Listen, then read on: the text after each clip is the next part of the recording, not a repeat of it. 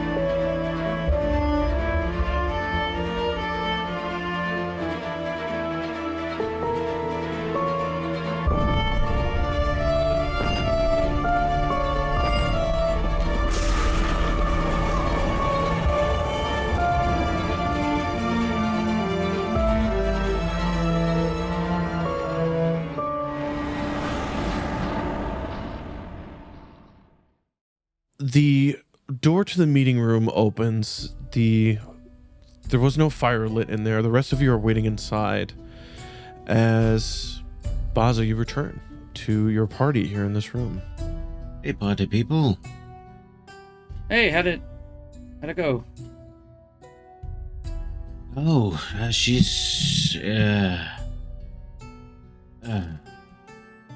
that sounds about right. He wants us to do this, and she's a good ally to have. I don't really see a better option. I don't see how it's so easy to trust a system that allows someone like Caius Pontifex to rise to power. Imagine that being his age and at his power, there's probably not a single system on this continent that he couldn't subvert in some way. I guess my worry is what she wants this info that she won't tell us about. Like, why would it be a secret? She doesn't know us. She doesn't trust us. Or maybe they're working on something that they can't tell the public about. It could be as simple as that.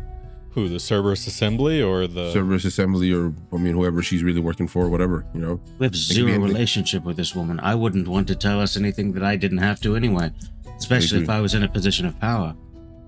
I just don't like much betraying your trust. I know this is your place. I didn't know that you really had blown it up, but besides that, you seem to have liked it a lot. Well, that's the other thing. It wasn't We an haven't. explosion per se. It was more of like a rocking, like an earthquake. Yeah, we haven't been back since that happened either, actually. So I've spoke to Curator Montresor once since then. Yeah, I did a sending to her about the book that we asked her to look into before we left for Otha. And it was just something about child sacrifices. Cool. Oh, I do remember that now. What if we can get her the information, and in maybe a day or two, Ray can do a sending or something to let them know that he has heard that somebody was poking around the library. Not specifically pointing fingers or anything like that, but at least gives them an opportunity to figure out what was taken or looked upon. Well, we still have to go there to do some research on the vampires and blood. Well, what I'm saying is it gives us the option to give her something that she wants, gives us something in return, and in turn, we can kind of come clean to the Cobalt Soul and at least give them a heads up. I mean, know that's not exactly what you're looking for, Siromon, but I mean, it's... Sure. Would you all not be opposed to me just letting the library know that this is happening? And then they can hunt it down themselves to find out what was jotted down by this praying mantis? Like, what if they stop it from happening? Then we have nothing to give her. What if we take a mantis and it goes in there, they catch it, and then they destroy it? Another incredibly powerful archmage is somebody who's mad at us. Another one. Well, it sounds like we're trying to decide if we trust this person over the people that I've trusted my entire life. No. And the only way to trust her is to betray the trust of the people that have taken care of me. I don't necessarily think it's that black and white. She said that she's not allowed in. I imagine that they wouldn't allow her in to get a copy of the dictionary. So maybe we can ask them why. Like, what would prevent them? Like, if she I came think it clean just about has what to she do wanted. with the relationship that the Cerberus Assembly has with the Cobalt Soul. I don't think it would matter who from the Cerberus Assembly tried. And to be fair, as soon as we bring that up, I think their alert is up, and this plan that she has won't work at all. DM, real quick, like in this kind of situation, if I vouch for someone from the Cerberus Assembly, would they still be let in, or would that still be off limits? No. Absolutely not. Okay. It's only Doolin herself that they're not letting in. Oh, it's not the Cerberus Assembly. It's not the her. assembly. That could be for many reasons. What if we found out why? What if instead of you shooting us down, what if we find out why? What if we find out some of the things that she had done that she was listen, barred access? I think that is a good compromise. I mean, Galliard even told me about Alfred Jobert and how we don't really trust him now. I don't personally know why, but I trust Galliard into that. So, like, I'm going to kind of be more cautious around him. I do think there's still a chance to reconnect, but I trust Galliard. So I'm trusting that judgment. And I think if we go to the library and they say we don't trust her for this reason, we can make the judgment on what to do from there. Now you're using my own words against me. That's crazy. Listen, Look, that's not a bad plan, but we have to say it in a way where they don't think something's up. If they have any concern about her poking around and stuff like that, they're gonna have their alert up. They're gonna be, like looking for something to happen. That's the problem with telling them first. I will meet you. You guys seem like you were willing to meet me. I will meet you. I will ask them with no mention of what was discussed today at first about why they do not trust her specifically. And I will bring that info to you. And we're not meeting her until tomorrow at noon before we decide finally on what we want to do. And we can make the judgment before then. Does that sound fair? Let's do a quick role play. Okay. I am a librarian. What's the rank system? What's the Curator's the top. I'm a curator, and I say, young Master Siromon, welcome back to your homie home. Yes, I'm sorry I destroyed the library last time. All is forgiven. Here are here's all the books. Oh, that's fantastic. I did want to ask, I did learn that there is a person that is not allowed in specifically, Master, I'm going to forget her name. Dulan Tversky. Dulan Tversky. And I was wondering if you could explain to me why. Why do you want to know? That's bad. She's terrible, I bet. Well, I mean, we're very trusting people. And, once our trust has been betrayed, that's a big deal. So I'd like to know as to why and what she did. So you don't want to say why you are asking? Well, because I learned that she's not trusted by us. So that's why How did you learn to know. Because I don't, what?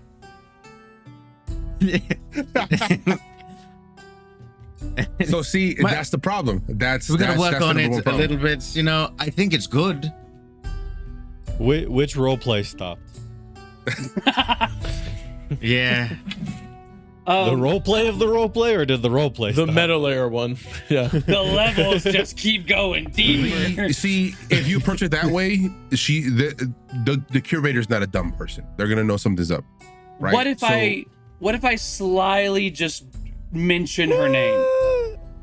That actually would be a bad idea. You don't have to be the one that speaks. That's maybe actually very true. Oh, that's probably the best case scenario.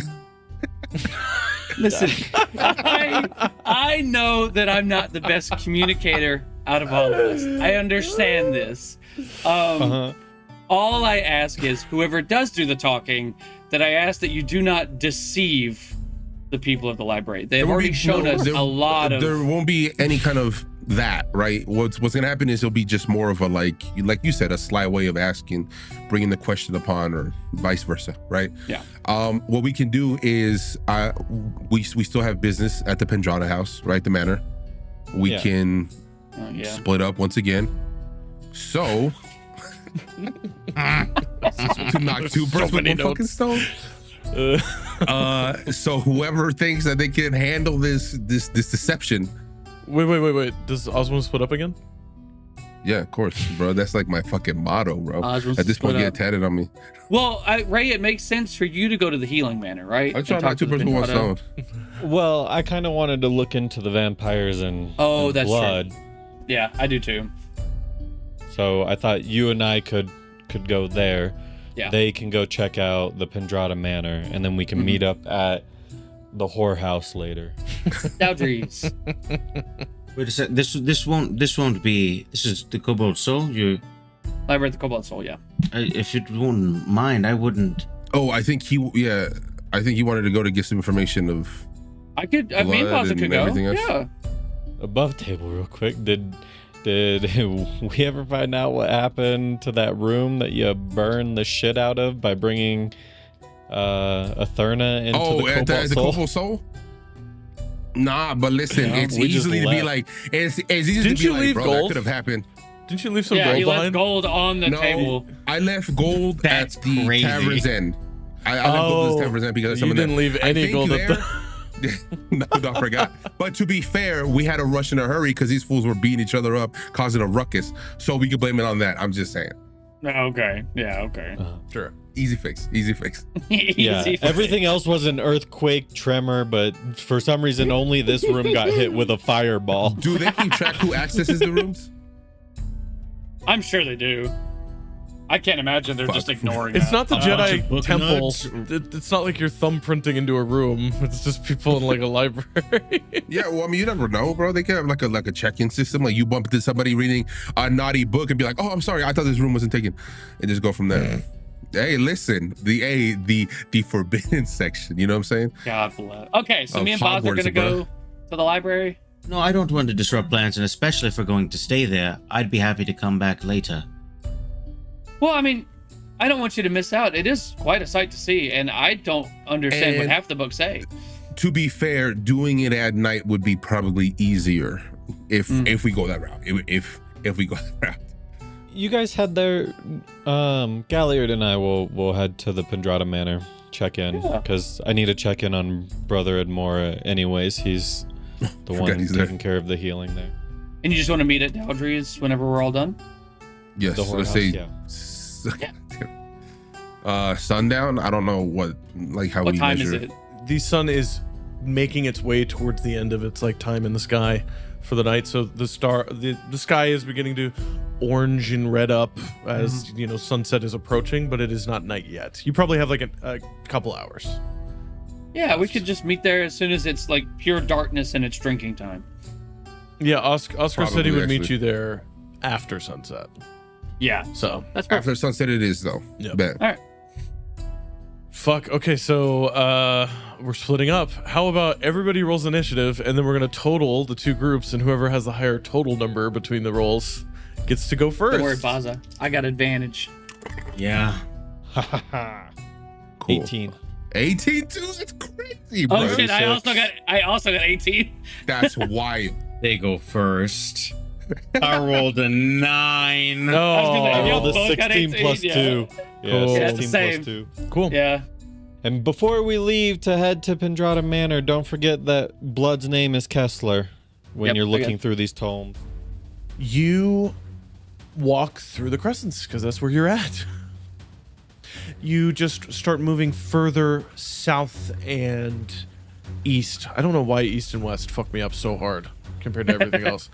But you move further south and east towards the barrier between the Larboard Light, which is like the main dockyard area on the southern part of Port Damali, and the crescents. And it's kind of like an overlook that the Pendrata Manor was built onto so that they could overlook their massive shipping fleet, which, as Arlo has mentioned before going catatonic, has slowly been diminishing over generations as they've been losing money and prominence. But the Pendrata Manor, you see it is absolutely bustling with activity, even as the sun is beginning to set and the later evening hours are beginning to give way to the early hours of night. There are dozens upon dozens of persons from all different walks of life that are coming into and out of the manor, which you now see has a beautiful wooden sign, and written in common, it says Hospital Pendrata. And it's on the iron gates which you burst through as you were chasing the Dryad those weeks ago onto the city streets of Port Damali. You do see now verdant worm guards are standing watch at the gateways. You see that the number of Zalezo and the number of Golden Chain in this area have diminished, and the verdant worm numbers seems to have gone up as you see faces that you don't recognize.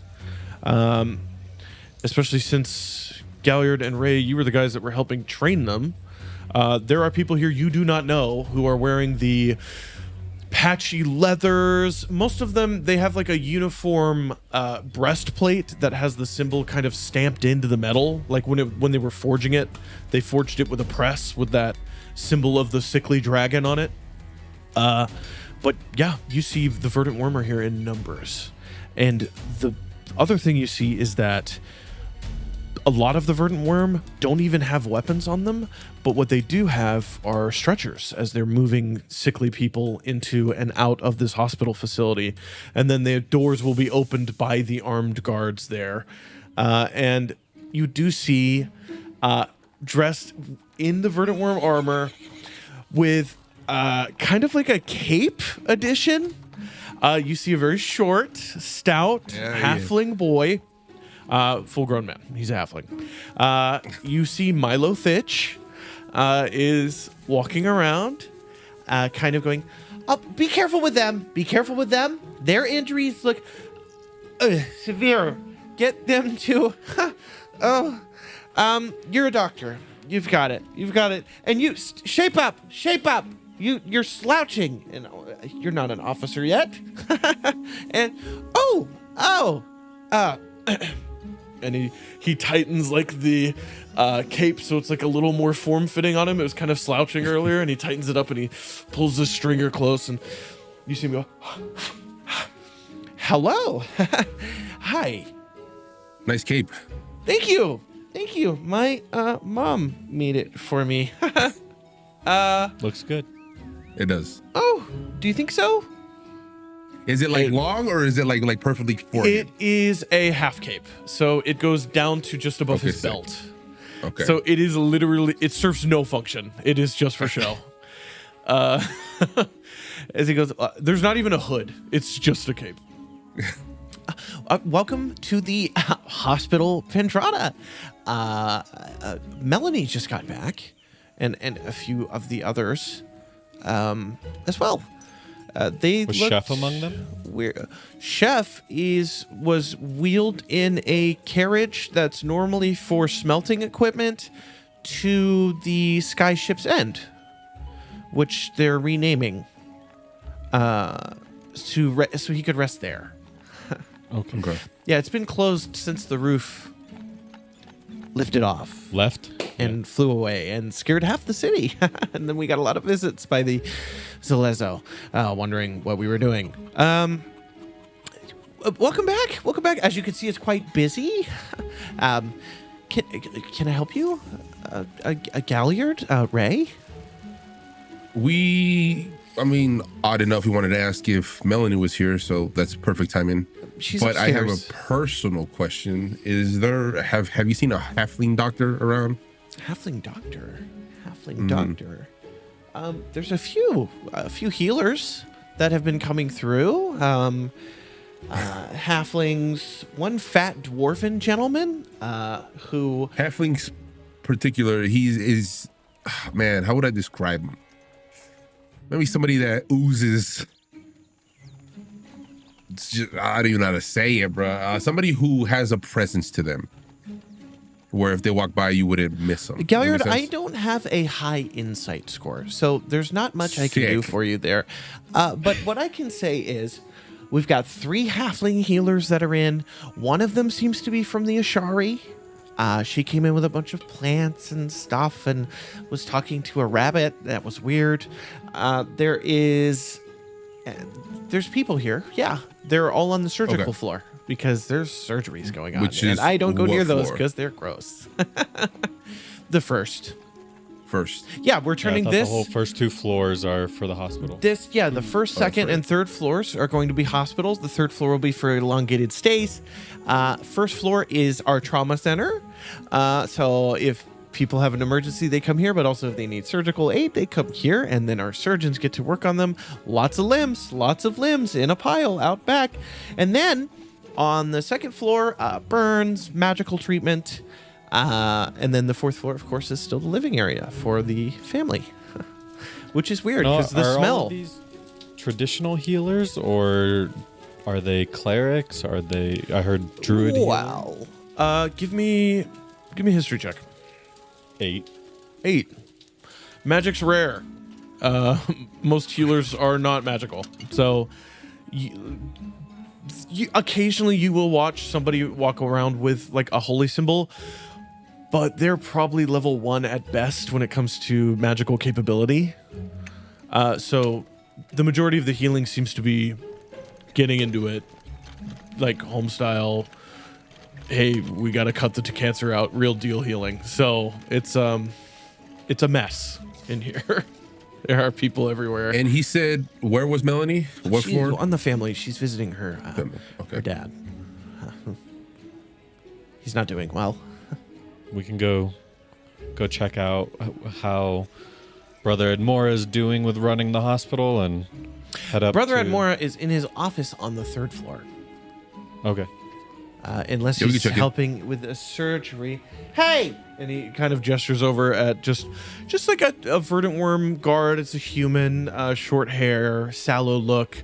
They have the look of, I've seen so much blood and guts today. I don't know how I'm going to sleep tonight. It's that kind of like blank expression. Hey! Yes. Yes. Lieutenant Thitch. I need, have you seen Brother Atmora doing surgery today? He just finished. Okay, good. All right. Yeah, he'll be up in his office getting cleaned up and praying. He built a little shrine up there. So would you like an escort or do you know the way? I think we know the way. So you can take that staircase or that one. They're the only ones here. and what was your official title? He called me a lieutenant, but he's stupid. I'm a captain. Captain, okay. Captain of the Verdant Worm. Remember my title. Thank you. Take a break. Yeah, because of your bravery. Yeah. Anyway, I'm gonna keep guarding the door. Have a good evening. Until next time, Captain. Aye, Captain. And I'll give him, He gives you like the little like, it's like this, right? I think. Yeah. Okay. And he just kind of awkwardly shifts away. Yeah. And he takes the cape and he kind of goes, ooh, as he walks by. Are we heading up to Melanie first? Yes, I'm gonna keep an eye open for the halfling doctor, somebody who just sticks out to me, and then Brex. Give me a perception check. Sick. Yeah, we did send Brex there. I forgot. Yeah, 19. 19? Uh-huh. And then on the way, right, so I have some information about a possible halfling doctor that might not be the best person to let heal you. So just, keep your head on a swivel for that. I'll give you more information once She told you his name, right? Did she ever tell you his name? In my notes, I don't have his name. No. Oh, Dr. Perry Feather. I lied. Damn, I should have said that. I totally forgot.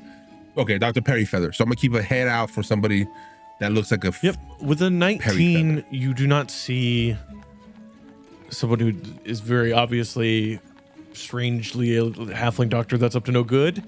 But you do hear kind of a muffled like, Get the fuck out. Hey, what are you doing to me, huh? Fucking get off of me. Coming from one of the surgical rooms. So Here on the first something I floor. forgot to mention too. We sent Brex here. We saw him at the refugee camp. Okay. So we should probably Do we check want in to on go him too. check him out real quick? Yeah, make sure he's not hurting anybody. Okay. We'll head to the room that Galliard just heard that from. Yeah. So that same verdant worm guard with the like sallowed, I've seen too much blood today. Look. Yes, could I help you, please? We're treating patients. Oh yeah, we're looking for a Brex. It's a lizard. The person. lizard man. Yeah. Second door. And he moves out of your way. Could you? He's a lot. Absolutely. Yeah. Cool. We'll take care of him. As you guys go down this little hallway and you start approaching this area, you do you hear like a and a glass shattering. You hear, I say, sir, please stop trying to drink all of this. It looks fucking delicious. I want to drink it. You're going to let me take some and you're going to let me put it down my gullet. All right? If you want to open me up. as the doors open to him, laid out on a wooden table that was very quickly constructed by a local carpenter. Pillow laid out, a bunch of shattered glass all over the place, and he has these jars that are very clearly full of cleaning solution for surgical instruments. And how the Middle Ages does that is pure poison. It is just nightmare fuel liquid in a glass jar, and he's about an inch or two away from his mouth, and there is a half-elven man and two human women, all dressed up in rough healer's cloaks and overgarments that are holding his arm back, all three of them. They're going, please, sir, please don't try to. Hey, it looks fucking good. You're gonna let me fucking drink it. You're gonna let me drink it. Do you need it? Hey! And he lets go, and it flings across the room because everybody else is pulling, shattering against the wall. Hey, fucking Rays and the fucking Galliards. How you doing? And he gets up and he lands on the ground and he crumples because his ankle's broken. He goes, oh, fuck. Help a man up. Come on, help me up. Come on. Yeah. I help him up, and as I'm picking him up, I'll use a level 2 cure wounds on him. Oh. Yeah, cool. The platinum energy flows out, and you hear a sickening series of very small little. And he goes, oh, and he spins the ankle, and you hear it pop a bunch. And he goes, oh, it's back to the normal sounds. And I can stand on it. Thank you. Fat good lot you are. Not everyone has the healing capabilities of clerics. Yeah, Brex, you gotta chill out. There's It's been a long day. people that are trying to help you. Oh no, I feel you. I'm sorry. Well, Hey, I trust you. And he's just looking over at them, and they just go, thank you, sir. Could you leave, actually? yeah, and we'll head Yeah, out of with him a bit. course. I'll send somebody, big elephant guy with a bill to pay for the damages. Good. Hey, thank you. Let's go. Come on, get me out of here. It smells. Yeah. If you're looking for something to drink, I'm sure you can get something much better. You could actually meet up with Siromon later tonight at Dowdry's. Whorehouse. Dowdry's. I'm not gonna tell him it's a whorehouse. Dowdry's. Yeah, Sure. we'll be there after sundown. Yeah. Yeah, we'll buy you around. Hey, I'll hold The you least to we that. can do. I'll hold you to that. Yeah. Just do me just do us a favor and don't cause too much of a ruckus. I will cause the appropriate level of mess That's that crazy. everyone has a good time with. And I'll try not to get kicked out again, because I've done that quite a few times when Siromon and I was gallivanting around in the fucking markets, and there's nothing like a little jungle tavern out there in Drystan, and then you get fucking kicked out, and then they don't let you back in. It's a great time. I'll see yours ladies. Hey, thank you for spending that spell slot on me. He walks away. Of course. Lord. Up to the fourth floor? Yeah, I for sure. love Let's go. Rex. We'll head up to the fourth floor to see Melanie. Cool. She is in her office. The door is open, and it's open because currently leaving is a servant with some tea laid out on a tray, treats, biscuits, that sort of thing, gone uneaten, that she is taking to be put away or to be shared with some of the people downstairs. Who knows? And she sees you approach, and she kind of nods and says, her ladyship has arrived recently. She's quite tired, so be gentle. And she We'll make it quick. holds the door open for you guys. Inside what was once Arlo's office is now Melanie's office, but you do see there is a bed chamber set up in the corner nearest the door, and with the foot of the bed closer to one of the fireplaces that's built into the side of the wall so that he keeps getting warmth. And you do see sitting there, candlelight, the light of a fading sun streaming in from the great window on the opposite side of the doorway. You do see Melanie. She looks ragged, tired.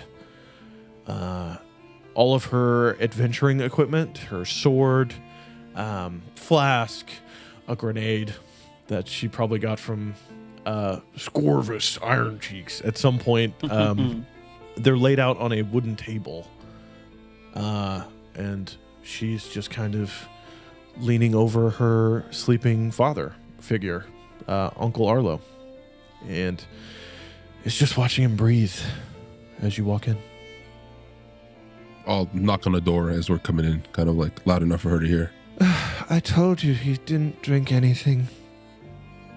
It's good to see you're Galliard, alive. Rae! She runs and hugs both of you. Oh.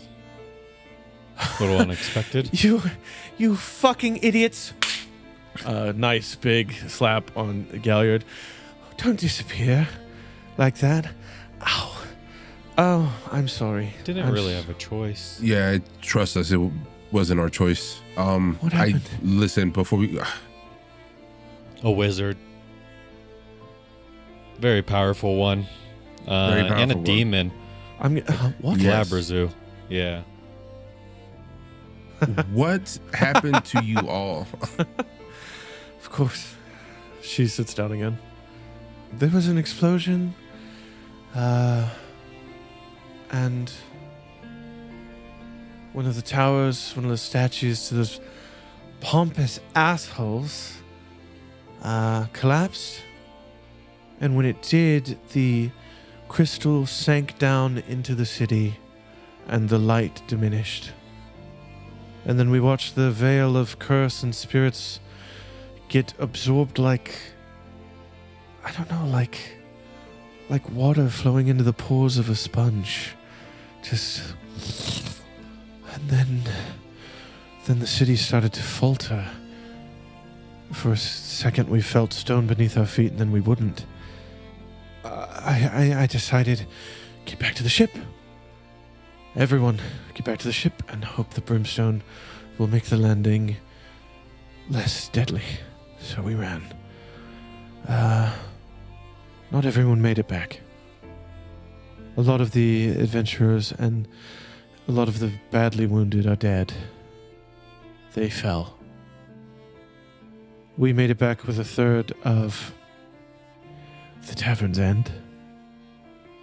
And what little magic was left in the brimstone made it to where we were only almost killed on impact. Chef took the brunt of it, which is why his legs are broken. But they were able to be healed, mostly. He's going to be sore for a long time. He's back at the tavern. Iron Cheeks is dead. Dang. I was about to ask who. He exploded. I'll pick up the grenade souvenir of his.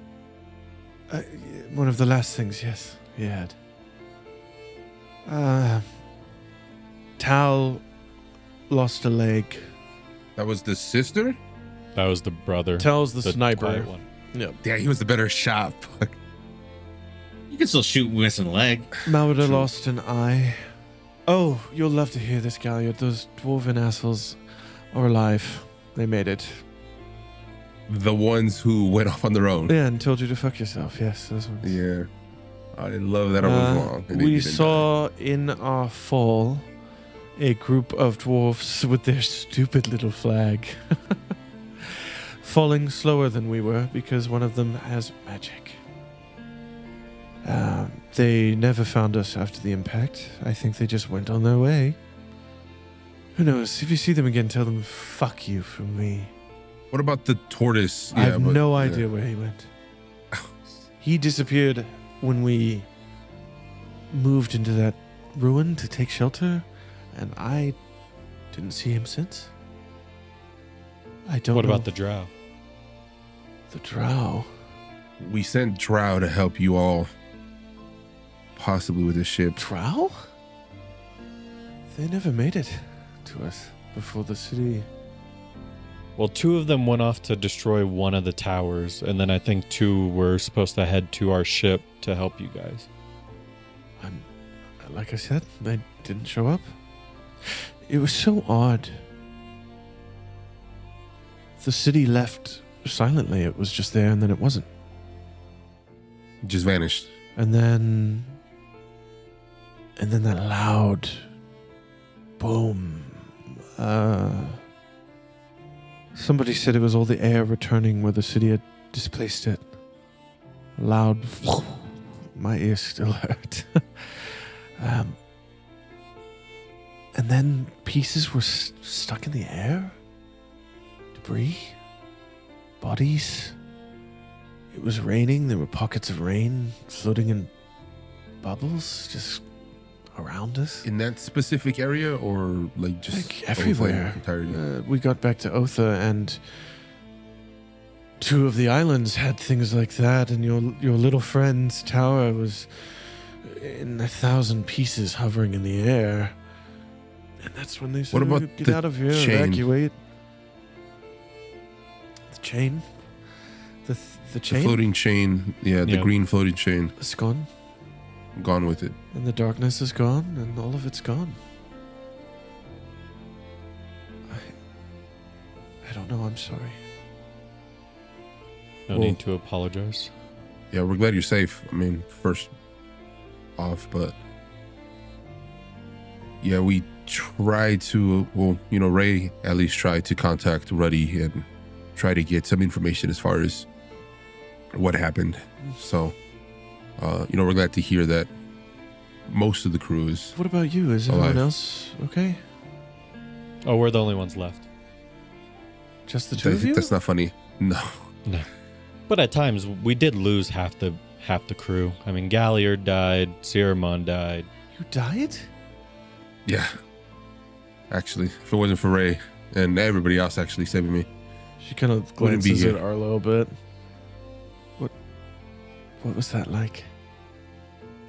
For me, not good. But Arlo's been sick, I've heard, or worse. Do you remember before we went on the expedition, I told you that I saw flashes of him in the Vale? Do you remember that? Yeah. They told me that his heart stopped beating a few times while we were away, and they had to bring him back.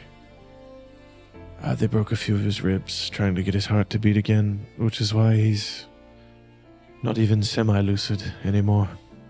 She kind of lifts up the 4 layers of blanket, and you do see there are wraps and bandages that are layered around the lower part of his ribcage. And Ray, I would just say with your passive perception, you see he's sweating profusely, but with that many blankets, he's cold. So he's got a fever. Would healing, like cure wounds, help at all? Probably, yeah. That or like a lesser restoration would probably help. What with about either double of those. cure wounds? We double touch them. That's crazy. Don't paladins have some sort of extra healing attached to their healing with your lay on hands? Oh, that's true, actually. I think 5 points. 5 points does something. Mm-hmm. So yeah, then I would use 5 points on Arlo. Cool. I'll just walk up and touch one of his arms that has, it's open. You touch it and heat burns out of your hand. It's like a icy hot patch pushing into him. And you watch as he for a second goes...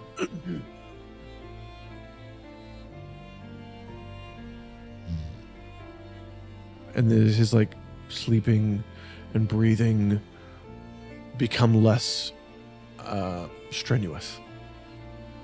Can I do divine sense on him? Yeah. Arlo is just a man. He is a victim. He was tricked, played, and poisoned by the Dryad, who was probably one of the greatest poisoners to ever live. You feel, with your divine sense, the tiniest, a seed of evil rests somewhere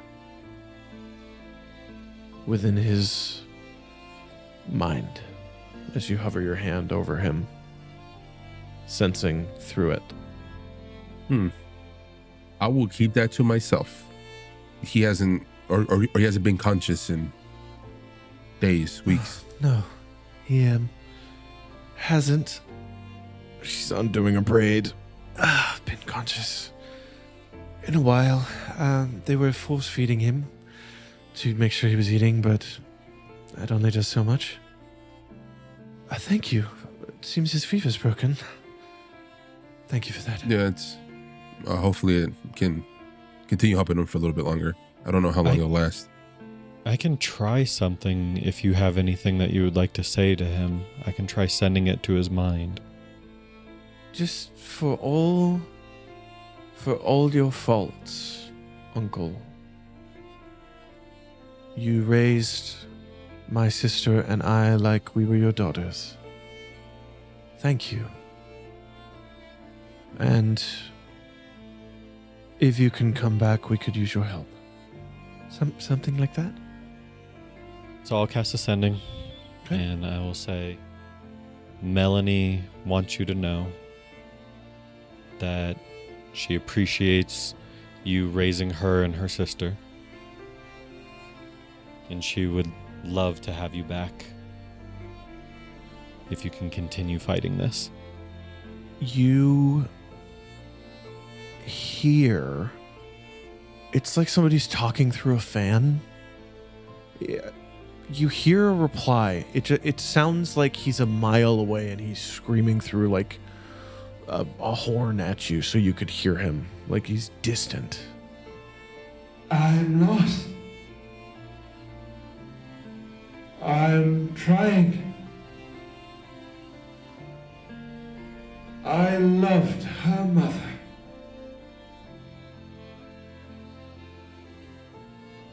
I love her.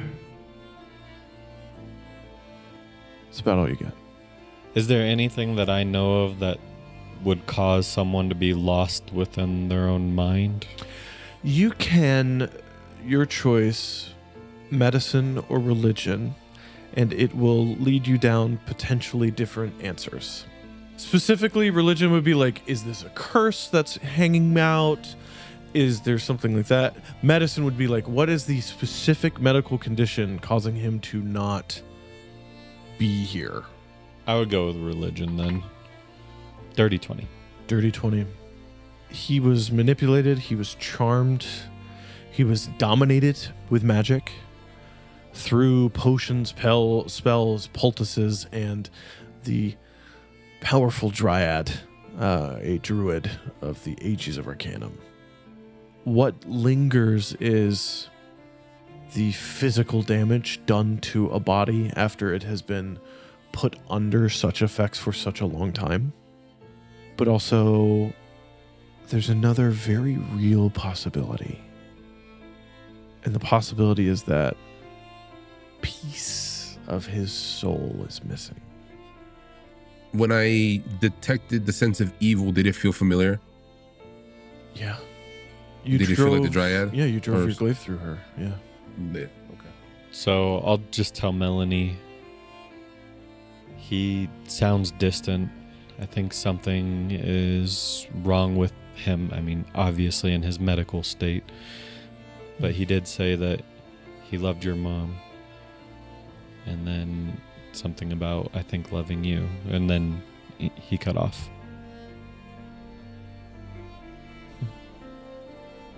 We'll see if we can possibly find a way to help, or at least get some information about what's possibly going on. I was speaking to Brother Atmora earlier. Maybe we'll do what he suggests. Thank you. And before we move on, I'm going to do ascending to Bazza. While you guys are at the Cobalt Soul, look into a piece of someone's soul being lost after being dominated through magic. And with the sending of that message, Even again of affirmation. Siromon, Bazza, walking through the crescents back to the district that the library of the Cobalt Soul Port Damali is located in, you do see that the city continues to be busy even as the sun is fading. And you see in the distance rising up a beautiful, large metal dome with a stained glass dome topper and then a piece of treated bronze atop it. So light can cascade in and be all the many different colors from the different panes of glass. You see the large building with the support beams. You see obvious equipment for masonry and woodworking that are still laid out in the fenced off courtyard area with the gates wide open.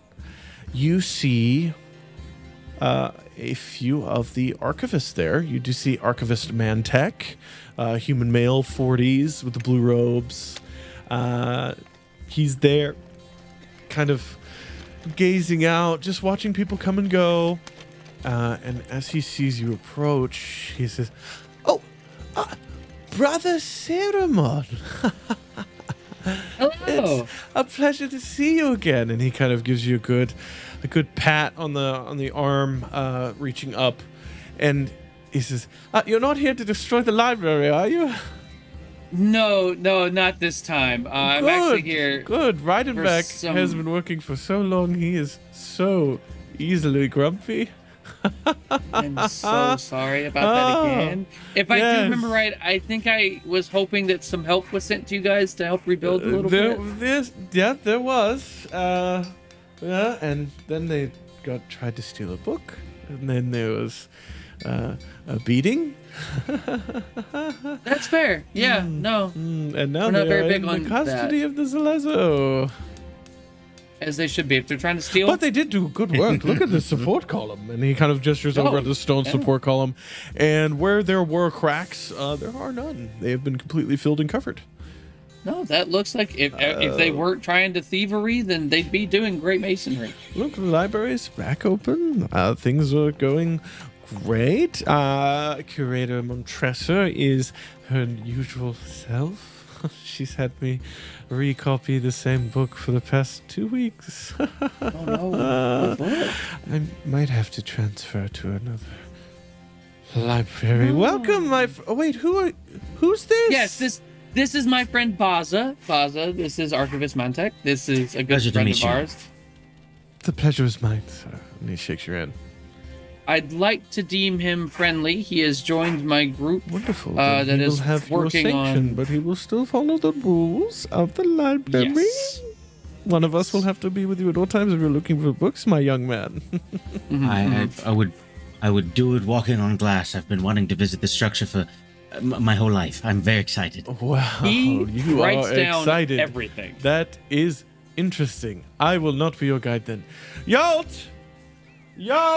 And he just kind of yells in, and you do see a dwarven man 4.5 feet tall, thin frame, pale white skin, green eyes, short cut frizzy auburn hair on the top of his head, and a well taken care of massive mustache that covers his entire mouth. So every time he talks, the mustache moves like it's a cartoon. And he comes out and he goes, "Oh, yes. Y'all, could you guide our new-found associate of one of our fellow members to books?" And y'all goes, "Oh, yes. I am Archivist Scribeold. It is a pleasure to make your acquaintance, my quite tall fellow." And he holds up a dwarven hand to clasp your hand, Bazza. I lean down and both double hand clasps. Very nice to meet you. Very nice to meet you. Wow. Yes, what a shake.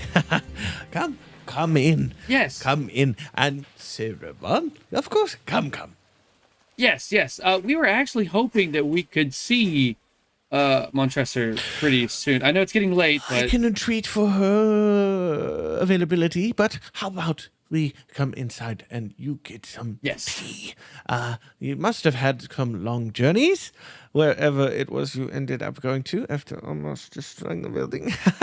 Oh, well, that's a funny story. We ended up on a floating island, and as we're walking, I'm telling the story of what we went through. He leads you in to this beautiful cut stone, polished marble and slate on the interior.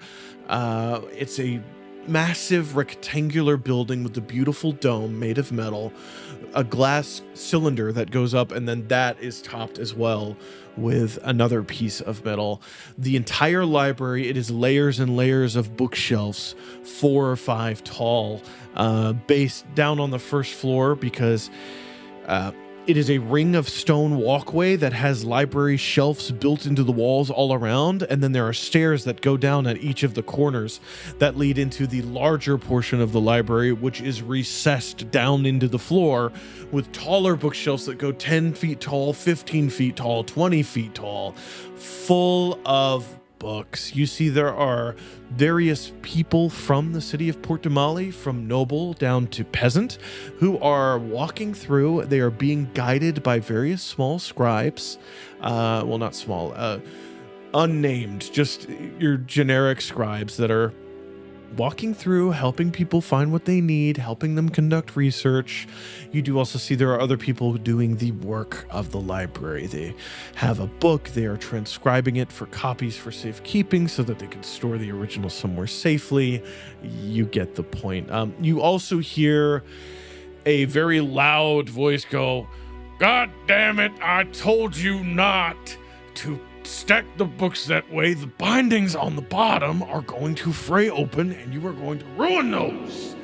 And it kind of echoes through the area as Siromon, you recognize the voice of Expositor Rydenbac, is in the chamber somewhere, currently berating somebody for how they're storing things.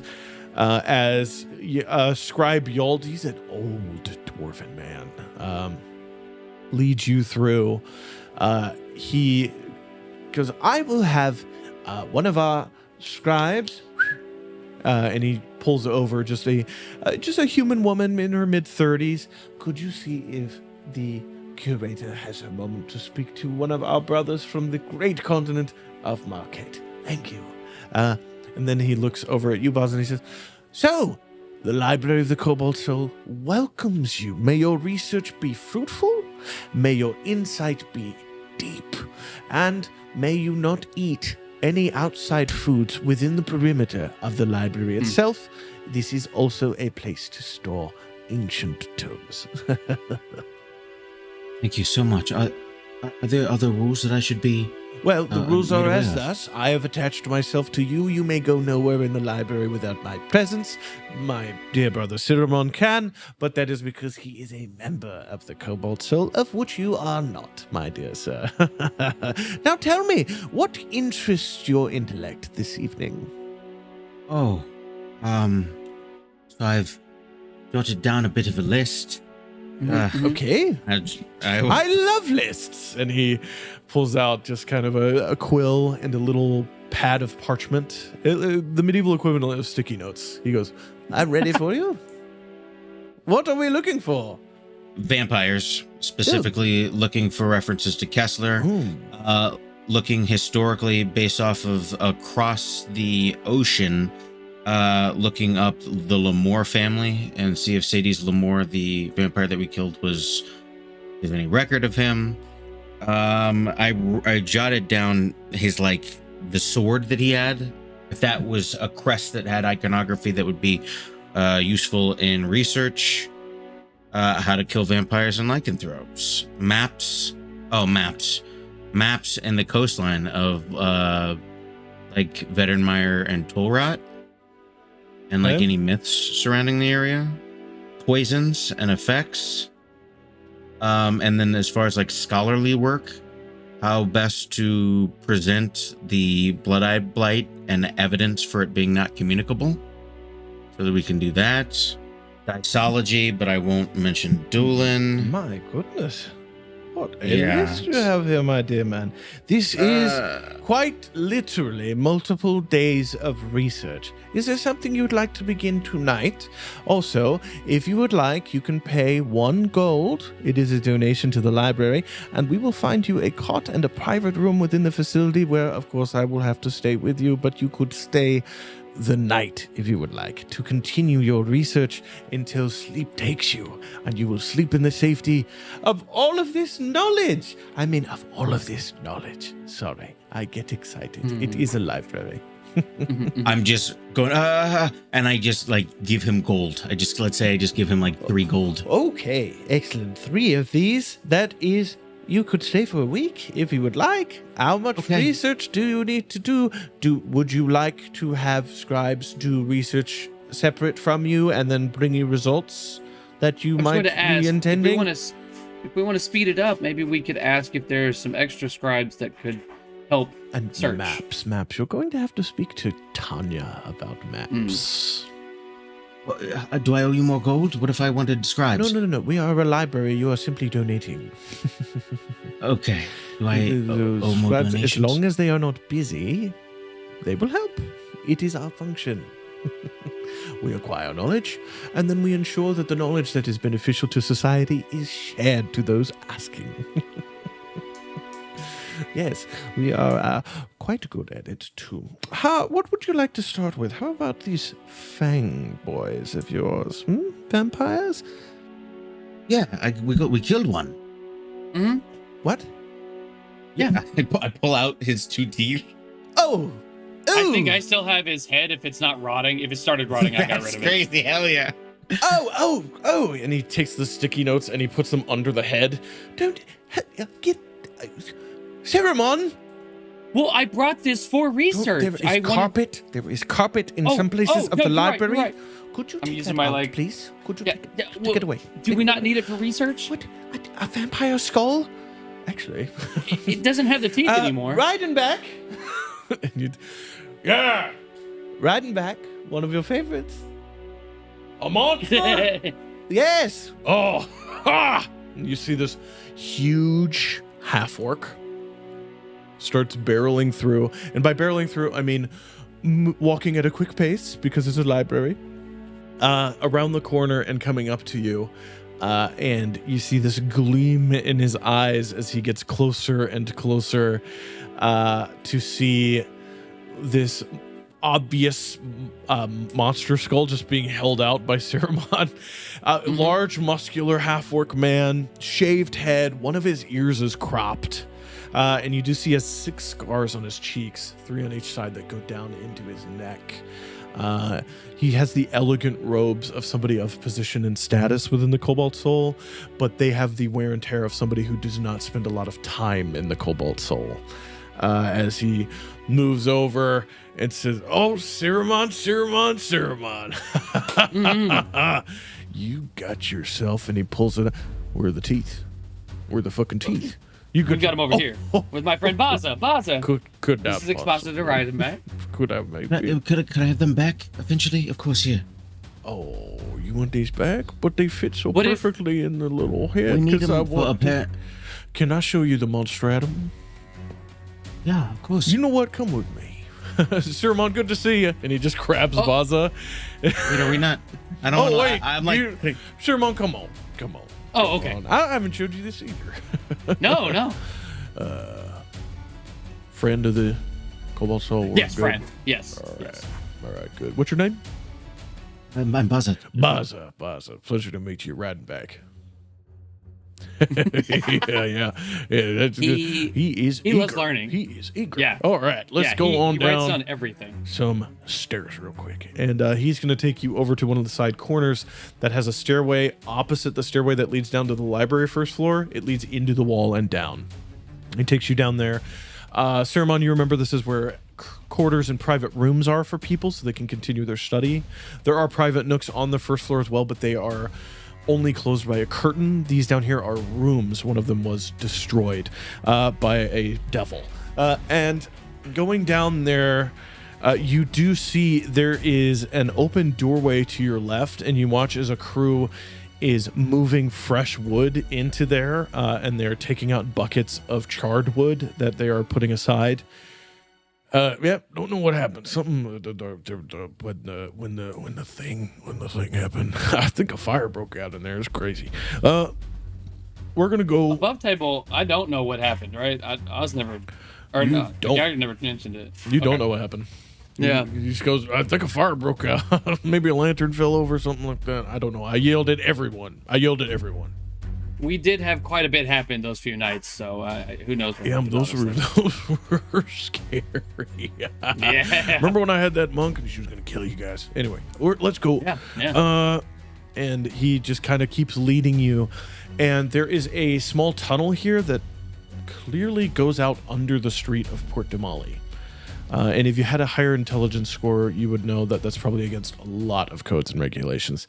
But in here are skulls and bones that are in display cases that are set aside, and there are magical crystals that are implanted in the walls that give very soft, clinical, like soft white glow to this hallway of stone.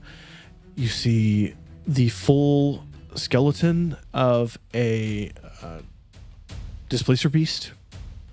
You see ogre bones that have been laid out clearly from various different ogres from various different time periods. They have different discoloration.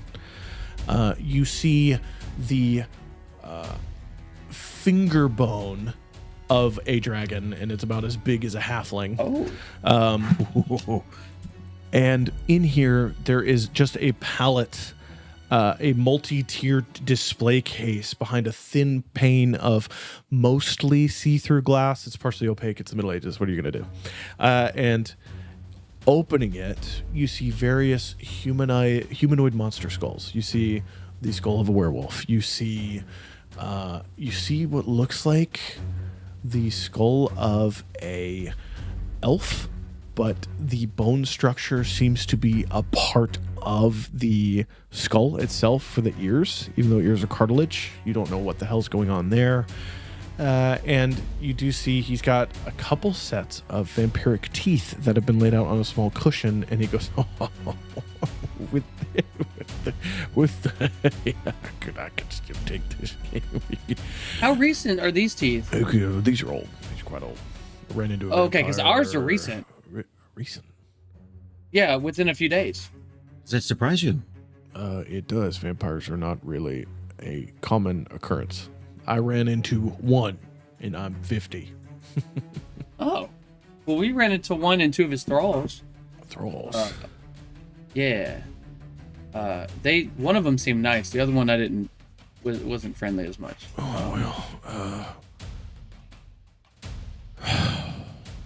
That's interesting. I like monsters. I like monsters too. I'll help you. What do you want to know? Out of game, he's going to aid you with an investigation check if you want to begin research. I'll look at Bazza. Okay, I was going to say, Bazza, I'll look at you, and I was like, I do want to know about werewolves, but I think the vampires are more pressing. I got as far as like this shit, I've got vampires, werewolves, 10-winged angel, if that would be within his purview. And then it might be kind of appropriate to bring up diceology right now. I have already, like, above table succumbed to letting you do that. I'm not touching it. So that is, you're bringing that up and not me. Also, we probably didn't tell you, but we already, I think when we were here last time, we researched the 10-winged angel thing. Okay, well, I'll bring it up and you can tell me if it's valid or not. So, yeah, we met some vampires, we met some werewolves. Might you want to know how to kill them? There's a 10-winged... I can't say it. 10-winged angel. 10-winged angel, you told me about that. Yeah. Oh, okay. This fang is... You see, friendly. he has, like, a book, and he's looking at the fang in, like, the crystal light, and he goes, all right, 100 years old. Okay. So, let me see. 100 years, judging by the... Oh, he was a prolific feeder. They've got feeding tubes in their teeth. They have feeding tubes in their teeth? Oh, yeah, how do you think they draw the blood in? They don't just drink it with their mouths. It also sucks up in their skulls. I guess I just thought it was magic. A lot. Well, look, right here. And he holds up a very small piece of magnifying glass, and you do see there is a tiny, microscopic series of porous parts to the back of the fang. They drink some of this, and it goes straight to their little brains, and then the rest they drink down, then it kind of distributes normally. But what they say is right here, and he's kind of pointing at this is also how they turn you. They spit out something from their noggins right into your blood. You're fucking crazy, isn't it? Wait, so vampires are snakes? Yes. Sure. They're snakes. I felt so good until the sure, and I was immediately brought back down. Siromon, let me ask you, does it make you Yes. feel better that vampires might be snakes? It makes me understand it a little better. They're snakes. This makes sense. It makes sense. He looks at you, Bazza, and he goes, he got it. They're snakes. Snakes can't be ghosts, so that's Snakes like cannot extra be good news. Go. Yep. Yeah, I need to research that. I need to actually mention that to somebody in a minute. Bazza, can you give me an investigation check? You're With advantage. with advantage. We're talking a fucking 23. 23. Cool. It's going to take you 3 hours. That's with his help to find things that are specifically related to what you've mentioned, including the Lamore family and things of that nature. And it is during the beginning of that research that you get this message from Ray pumped into your brain that says what Ray told you. Lost potions of soul. Oh, Siromon, what are you doing during this 3-hour period? I think once I realize the conversation and research they're doing is well above me, I'm actually going to just kind of look at them and say, you guys seem like you have this. I'm going to step out and add a few things to the list of things to be researched, if that's okay. And I'll head out and I'll find the scribe that we were talking to, and I want to add werewolf morphology, like the idea of like what does lycanthropy do to different species, Luxodon, lizard folk, dragonborn. Like, does it affect people differently based on that kind of stuff? We didn't mention Kessler, did we? no. I didn't feel comfortable sharing like high level information without everybody's. Go ahead. You find Yalt, and he's listening and he's taking notes again.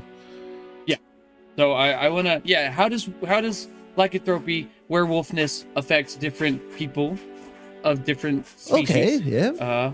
Lycanthropy. Yeah, because I met some and they were very friendly. Friendly so I just werewolves? Interesting. I've heard stories of that. Not sure it's a thing. They helped us get through the forest to Well, safety. there so are I- where bears and where tigers and whatnot like that. They can have conversations, so I guess it makes sense. I did have to speak with animals, but I mean it worked. Oh, did you? so- Oh, that's Yeah, I had a pendant, interesting. but- Normally they are just people who happen to be werewolves. This must be something different. Wonderful, wonderful. I appreciate the insight that you are bringing. Yeah, of course. But that And will then probably I al- take time. To be perfectly honest, you are asking for quite a bit of research, and we only have so many scribes. And also, there are other people who do need help in the library. No, So- understandable. I will say the vampire stuff is priority. Okay. The werewolf stuff is lower, and then I have something to tack on to the very bottom if possible. Okay, yes. What is it? The very bottom is how to not be afraid of ghosts. Oh, you're serious. Yes. Okay. Yes. I have stop laughing, y'all. I've recently come into contact with quite a few, and they are more scary than I anticipated. Any kind of insight on that would be great. Lots of ghosts? Yes, lots What of spirits. Happens to those of you that don't work in libraries. All these strange stories, Rydenbac has stories. He said he wrote an Udok. Do you know what an Udok is? I don't, but it sounds big. Big. It's big. I'm small. Yeah. I work inside. You scare me, is what I'm saying. Well, we went to a floating island that was surrounded by ghosts, and they overtook our boat, and then we were in dreams of other people, and then I died, and then we woke up near vampires. So, like, it's a lot. I will get the curator. And he just Thank leaves. Fair. And I'll head back into the group, and then just watch Bazza and Rydenbac do their stuff. In for 10 summary. Okay. Should we have Siromon in character do the recaps every episode? Listen. Not a bad idea. Galliard, Rae, what are you guys doing? I would personally, before we leave Melanie's thing, I would like to talk to her about the doctor. Just to warn her about, hey, don't let this fool touch or fuck with Arlo. Okay. Basically. I eventually want to just check in with Brother Atmora. Yeah, and I think that'd be on the way out. I mean, I don't think there's anything else there. Yeah. And then probably on the way down, I'll just use some spell slots and cure some people on the trauma floor. You head back down to start administering aid, and as you do run into Brother Atmora there. Brother Atmora still has both the holy symbols around his neck, but you do see his robes have become the robes of a servant of Sarenrae. They are like, it's if white could be warm, they are warm and inviting, and they have this like orangish red lining and like support threads into the structure of the robes that make it almost look like if the robes rustle enough in the wind or in his movement, like a small hearth is burning in his chest, like a little warm firelight. As he says, Brother Rae, you're alive. I love that. I love to hear that. Yeah, it's been quite the journey since I last saw you. Quite the journey indeed. Quite the journey indeed. Oh, I was supposed to tell you something. I'm glad you're here. Yeah. The brother, I can't remember his name. He's always in the kitchens. You remember our dwarven brother who makes pumpernickel? Yep. He said there is somebody visiting the chantry and that they have asked for you by name. Oh, lovely. I will go check that out later. Okay, yeah. He said I was thinking about he said he would be helping in out town for the foreseeable future, something like that. Old man, gold hair, white, Does this sound familiar? graying. Yeah, it does. 100%. Okay. I feel like I know who it is.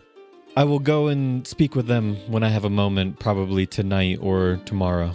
But I thought I'd help out here for a little bit before I head out. Of course. You also have mail in your alcove at the chantry, because I try to stop by once a week. I still serve His Platinum Greatness Muhammad. I just am not as tough as some people. It was a harrowing experience. It was. I don't think everyone... Yes. Not often that your priest gets lifted up, turned upside down, and then consumed by magic of something that doesn't exist but also does, and then you just kind of get lost in it, and then you question your faith in the gods, and you wonder what you're doing with your life. And then you work in a hospital, and then your friend runs into you, and then you're just confessing everything to him. You have mail at the chantry. Oh, yeah. Oh, well, it was good catching up with you. It seems like you're doing good work here. I am exhausted. When you open a new hospital, people come. There are people from other cities here, and that is too much for us to deal with. And yet, now, half of Otha is coming. Oh, that's great. We've been making new cots in the back. We've been tearing apart wagons and turning them into beds. Is there any help I can provide besides some healing Perhaps before the I light of Bahamut can pass through your fingers into those who are not dying and should leave. If you know what I'm saying. Okay. Not Maybe entirely, but I do would. the prestidigitation and the whatnot and when you make your voice boomy and loud. I never got it down. Do that one. Yeah. Do that one, and then make your light glow for the people who are here because they are seeking drugs, and send them away. Okay. Great. Yeah, like right now? Whenever. Thank you. Yeah, you're welcome. Cool. I am going to you- sleep. I was going to say, do you guys need some food and water set up here? I could No, we create have food and water. We're totally fine. Thank you. All right. Oh, yeah. Things are sorted. I've done that 4 times today, and I am tired. Okay. Good to see you. Good to see you as well. See you. And he perks up and walks into what is clearly a doctor's room, like a side room for them to crash. And you hear a bed go as he just falls into it and is probably immediately unconscious. You are able to heal a bunch of people with however many spell slots you would wish to expend. I'll do 3 level 1s. I'll do a level 2 and a level 3. Cool. Damn. You are Expender. Healthy people up in here. Yeah, you get 5 patients fully up, ready, back to go, back into the world. One was on death's door. You level 3'd them. They are not. They probably won't be on death's door for years to come. With 4 hit points and a level 3 healing spell, they're good to go. They're now adventurers. Yeah. You've caused somebody to become level 1. It's insane. We'll be seeing him on the battlefield. He walks out. Imagine. He says, "I'm going to a bard college," and he shakes your hand and leaves. Oz, That's you so are, funny. Galliard, you are up there in the office as Ray leaves to go and be Dr. Ray for a great show on at 7 p.m. And what time zone is that? Eastern. I've come into some news that a doctor is supposed to be here, I think. A Dr. Perryfeather? Perryfeather. Halfling? Yeah, Perryfeather. Yeah, Has he- he brought a bunch of poultices and potions, and then he's been healing people, and they've been doing well. Have you noticed them act different, weird? No, I've only been here for a few hours, though. This is just what Has he Brother worked with Atmora Arlo told at all? me. Do you know? No, he has not seen Uncle Arlo. I would keep that from happening. What is wrong? I don't know, honestly. I was just told not to accept any healing from him. Should I order him be removed? He's No, I don't want him to grow not suspicious. here right now. He's making a house call. To where? One of the noble families? I would, if you could, keep him off the premise in a way that it doesn't seem suspicious. Almost like we don't need any more doctors right now or something of the sort. I know it's kind of impossible to ask, but at the very least, I wouldn't have him work on Arlo or you or anybody you know. That's, yeah. I will tell Milo to come up with a reason and deal with it. He was visiting the Reimer family. Have you heard of them? Do you know them? I don't think so. They own the Exalted Collection Auction House. It is the largest building in the city. I've been there a few times, especially when I was younger and we had a little more money. And I swear I saw a djinn buying something there. But I was also 7, so I could have misseen. I'm sorry. Yes, he will not be allowed back. I will Awesome. deal with it. Are you all right? And then, yeah, relatively slow or so, I would say. It's been a long couple of days. I couldn't help I'm sure but I'm- notice that you're running a bit warmer than usual. Yeah, that's probably has to do with coming back from the brink of death, or actually dying, actually. So Side effect? maybe, I don't know. I've technically been alive like a few days. I would say see Brother Atmora, but he's probably hiding right now, so... How are you all doing? Do you need anything from us? Tal and Malrada are at the Skyship's End, as is the piece of the Tavern's End that we were able to bring back with us. We're hoping to get a ship back, or another ship from the Marquis. Oh, We're we gonna brought need it to what try was to. salvageable. It's about a third of the ship. Do you think it's something we could use on our current new ship? I'm not a shipwright. A few months could be turned into something, or maybe it could augment something. I don't know. It was going to be surprised that we would do the adventure and then we'd come back to Port Damali and we would land at the Skyship's End, which is now a dock, but only for one ship. But the construction's not done, and we don't have a ship. So. Well, I mean, I could talk to Bazza and see what he thinks. It might be something that we could possibly use, or something we could use in the future. Bazza. That's like not something currently. Okay. But if you need anything from us, I mean, we honestly plan on leaving in a few days, if that. Leaving. Yeah, we have to be in Rexentrum soon. All right. Adventures await. But we'll see if we can swing by one last time, check up on Arlo. Yeah. I think I will stay here for a time. Not to kill the occasional assassin sent by a gang. Easy. Flying cities full of the spirits of the dead for 1,000 years, and then mind control crystals, and I think that's a little beyond me. Yeah, trust me. I don't think we were prepared at all for the island, so I think we're all right there with you. Well,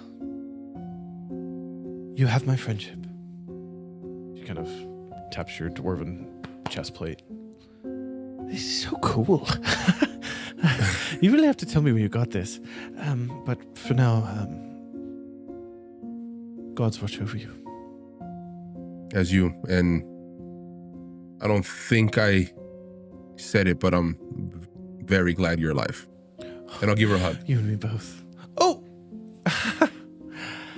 Wow. And then It's I weird. will Your leave. That armor is quite cold. That feels... I'm a hot boy, dog. I'm out.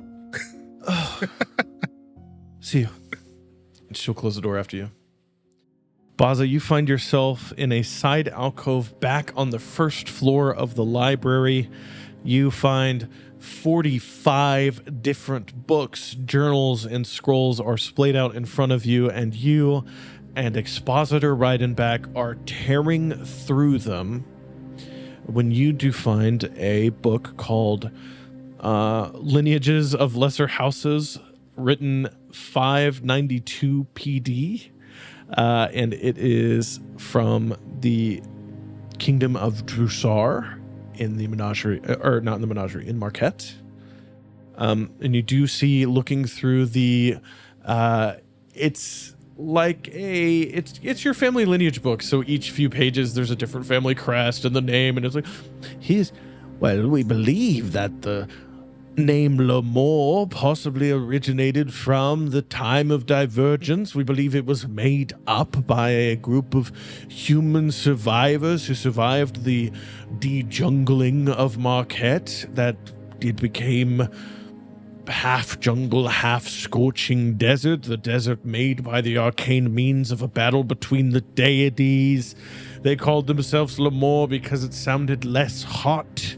It's this kind of very vague, you're not even sure if it is applicably factual. It more sounds like stories that were passed down and then somebody wrote them down and said, well, the Lamore family, yes, of course I know about them. But you do see that family crest. You see that it is slightly incorrect in the book, but it is similar enough for you to go, yes, same thing. Lesser noble family, located in the outer reaches of Drystan, which is one of the kingdoms in the continent of Marquette. They have had next to no political significance in any way, shape, or form. Their most storied member was one Titus Lamore, who was a lesser captain for one of the rebellions that was then crushed. Not a lot going on there.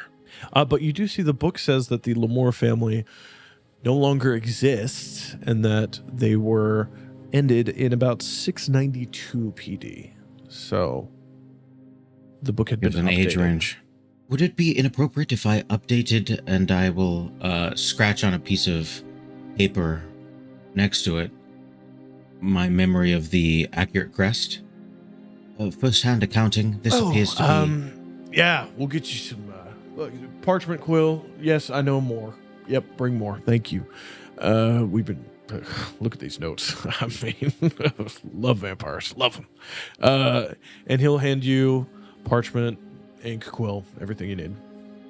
Yeah, I just update it and I give it to him. So I've contributed. Wonderful. This is an official update based off of a first-hand account of an object or heirloom related to the family. Yes, the sword accompanied with him, and those are his teeth. And there's some red chainage around his neck, but we didn't find anything about that yet. Red chain? So have you put in anything? No, that's just fucking weird. Oh, yeah, okay. You heard all that about the item. Okay, cool. Can you take these and then put an update note and then put it in the sub book that we attach to the main book? Great, thank you. We don't augment the actual entries. We add supplementary texts that are located with the original because we are archivists, of course. Of course. I found something in here on vampires. Some old folk tale in Marquette. Oh, shit. Siromon! Yep. Could you come over here? Absolutely. I was just staring at the wall. Are you You're not doing notes with us? You all right? Yeah, I'm just not as good at this part of... Not everybody is. Our organization, yeah. This is a children's tale from Marquette. Have you heard this before? It's called The Tusktaker. Have I? I'm vaguely actually remembering you mentioning something. Yeah, give me a history check. It's a 6. While your mentor was not an Ephantine or Luxodon, she tried to go out of her way to acquisition tomes and texts that were easily readable by you so that you could experience some semblance of your people's culture while you were living isolated away in a fucking stellar observatory in the Middle Ages. It was cool. And it was called The Tusktaker. And The Tusktaker goes a little something like this. A young brother and sister traveled the scorching sands of the great ocean of the heat. The Scar, it was called. Listen close. Their tusks shone the sunlight above, dancing across the great expanse around them. They were late. They were oh so late. Mom and Dad had asked them to go into the wilds and to come back with but one single piece of thistlewood. And as they ventured back home, a shadow grew over the sands. The air, once hot, became cold, and a figure strode alone towards them, beckoning them close. Children, children, why don't you come here? The brother and the sister look to each other, look to the man, look to the sky. I'm sorry, sir, but our mother gets quite mad if we don't come back with the thistlewood in time. It's for a special recipe. Never mind that, children. Your mother and your father will never need to eat or drink again. It is a promise, one that I would share with you. The brother goes, I don't like this, sister. I don't like his look. I don't like his feel. And with his great trunk, he smells the air. He smells like nothing. Everyone smells like something. The sister. He said mother and father aren't hungry. Maybe we can go with him and get back to them later. Yes, children. Come with me. The mother and father searched the house far and wide, up and down, over and under. They searched the tree line. They searched the scorching mountain passes. They searched the rolling sea of sand. And they found only one broken tusk. Later, younger people, older people, noble and poor, began to appear and disappear at random throughout their village. So their village got together and put together a hunt. They would find this Tusktaker, and they would kill him. Hunt and hunt, up coast and down, through mountain and tree, through forest and town, until finally they found an island. And venturing out on an island on the sea to the south of Marquette, the heavy wind at their backs, they were met on the beach by their missing children. It had been years, decades, and their children were the same age. Mother, father, so good to see you. Why don't you come and meet our dear friend? He's so very nice. Tuskless, the children called, from the beach. Mother and father went onto the sands. The rest of the party in the ocean saying, no! Don't trust it. Don't go to them. They're not real. Phantoms and ghosts.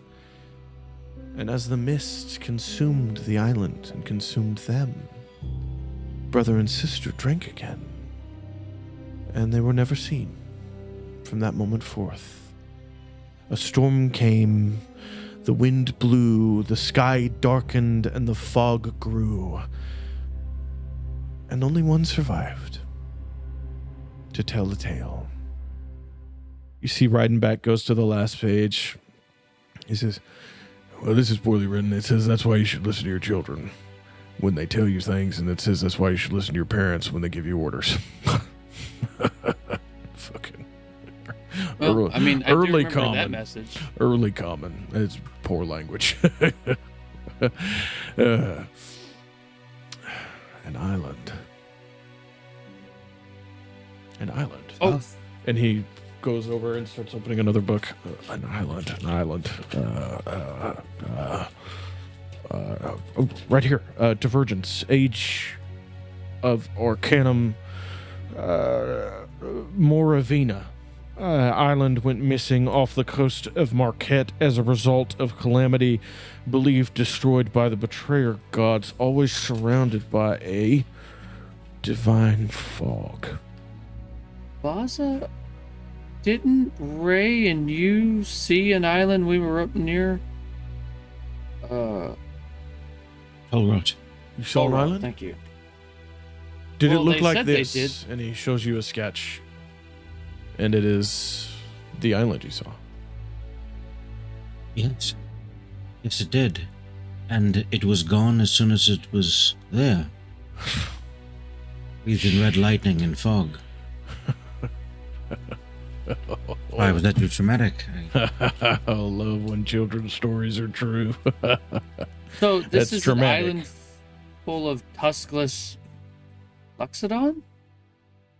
Or maybe non-Luxodon. If you've only grown up as a Luxodon surrounded by your own kin, perhaps the tuskless would be simply a non-Luxodon. Do you have that book on physiology of your people? Do I? Remember where that is? Yalt, I'm go sure I and can get find it. And he sends Yalt to go and find it. Don't you have more friends? Where are they at? Yeah, they're at the healing manor. They're talking to some of our friends who helped start that, I Oh, believe. the new hospital. Yeah. Interesting. Is it not a good place? No, I think that's great. Oh, okay, good. I just think it's interesting. We haven't been there yet. Yeah. Cool. We're going to meet them at Daldry's tonight, so. Oh, it's crazy, you know. Daldry's, you say? Yeah, a friend said that I would have someone there waiting for me. So. Well, Siromon, I had no idea you had such an interest in my people. I don't know what that means. Oh, Is it you an orcish are bar? going to learn, my friend. You're going to learn. Okay. You're going to learn. Thank you, Scribe Yalt, as Yalt comes with this book. Ephantine. The Ephantine. That is your people's name for your people. Also known as the Luxodon in common. The Ephantine almost always have tusks, less save for some genetic defect or other sickness or endeavor during their youth. Okay? Makes sense. Always have tusks. Yeah, pretty much. Tusktaker, Island. You're dealing with a fairy tale. That is fun and crazy, actually, honestly. It's kinda Well, wild. yeah, so this is interesting because this island was near the vampires, so I don't know if that's directly related. When was this story penned? The book says that this was a oratory tale told in Ephantine, translated to common, that has dating back to the Divergence. So 800 Oh. years? Since the beginning, essentially, for us. 800 years. That's a long ass I time. mean, totally old vampires on that island, though, right? I mean, that's the vibe that you got? That's what it feels like, yeah. Why Luxodon people? Have you ever heard anything about a proclivity to feast on Luxodon? Or the Ephantine? I mean, Master Zeph was telling me that there are a lot of Luxodon that are being targeted currently. Targeted. I did mention that to you all. Yes, there apparently seems to be a lot of nobility and higher class people, but specifically Luxodon that are being gutted and drenched of their blood. Like leadership roles? That's my understanding. I'm meeting with Master Zeph He looks next at- month. He looks at Bazza. He's like, it sounds like destabilization to me. That's We are in the Empire, perhaps. It's some we are sort not in the of- Empire, thankfully. Well, sounds like some sort of Cerberus assembly nonsense. Destabilization and Yeah, but they're not. Their endeavors have never been racist. no. That's good to know. Not that I'm aware of. We had just met. I mean, they're remember- scum. Don't get me wrong. Scum of the earth. Hate them. But, well, except for that new one, that Astrid, she's kind of pretty. But, Who is it? her name is Astrid. She's one of the newer. She just took the job last year when they got rid of that other guy, Trent Icathon, or whatever his name was. Astrid would play Sigathon. Before coming here, we were. This is almost on the edges of Dysology. We were looking at a Dysologist before. Dysologist. You were working with a Dysologist? No, I was looking for information on these things. Oh, so I figured if not the Cerberus, if not aberrant the kobolds, Siromon, give me a deception check. No, that's me doing that. That's not Siromon doing that. Okay. Siromon sure? is not going to be like panicking kind of thing, but Siromon is definitely. It would be up to him if he's noticing that Siromon's being more quiet about this now or not. You know what I mean? Like, I'm just not talking on purpose. I will let you decide if I still roll for that, but yeah. Siromon, are you all right? You're sweating. Yeah, a little bit. Bazza just knows more about this than I do. This is, again, more than I know. You do remember where the bathroom is. It hasn't moved? No, it's still in the same place. You just kind of have that look that you really need to drop a big one. So He just died. Maybe it's dead poops. What? Dead men's poops. Yeah, I died. Oh, man, what is it? What the hell goes on with you people? I don't know.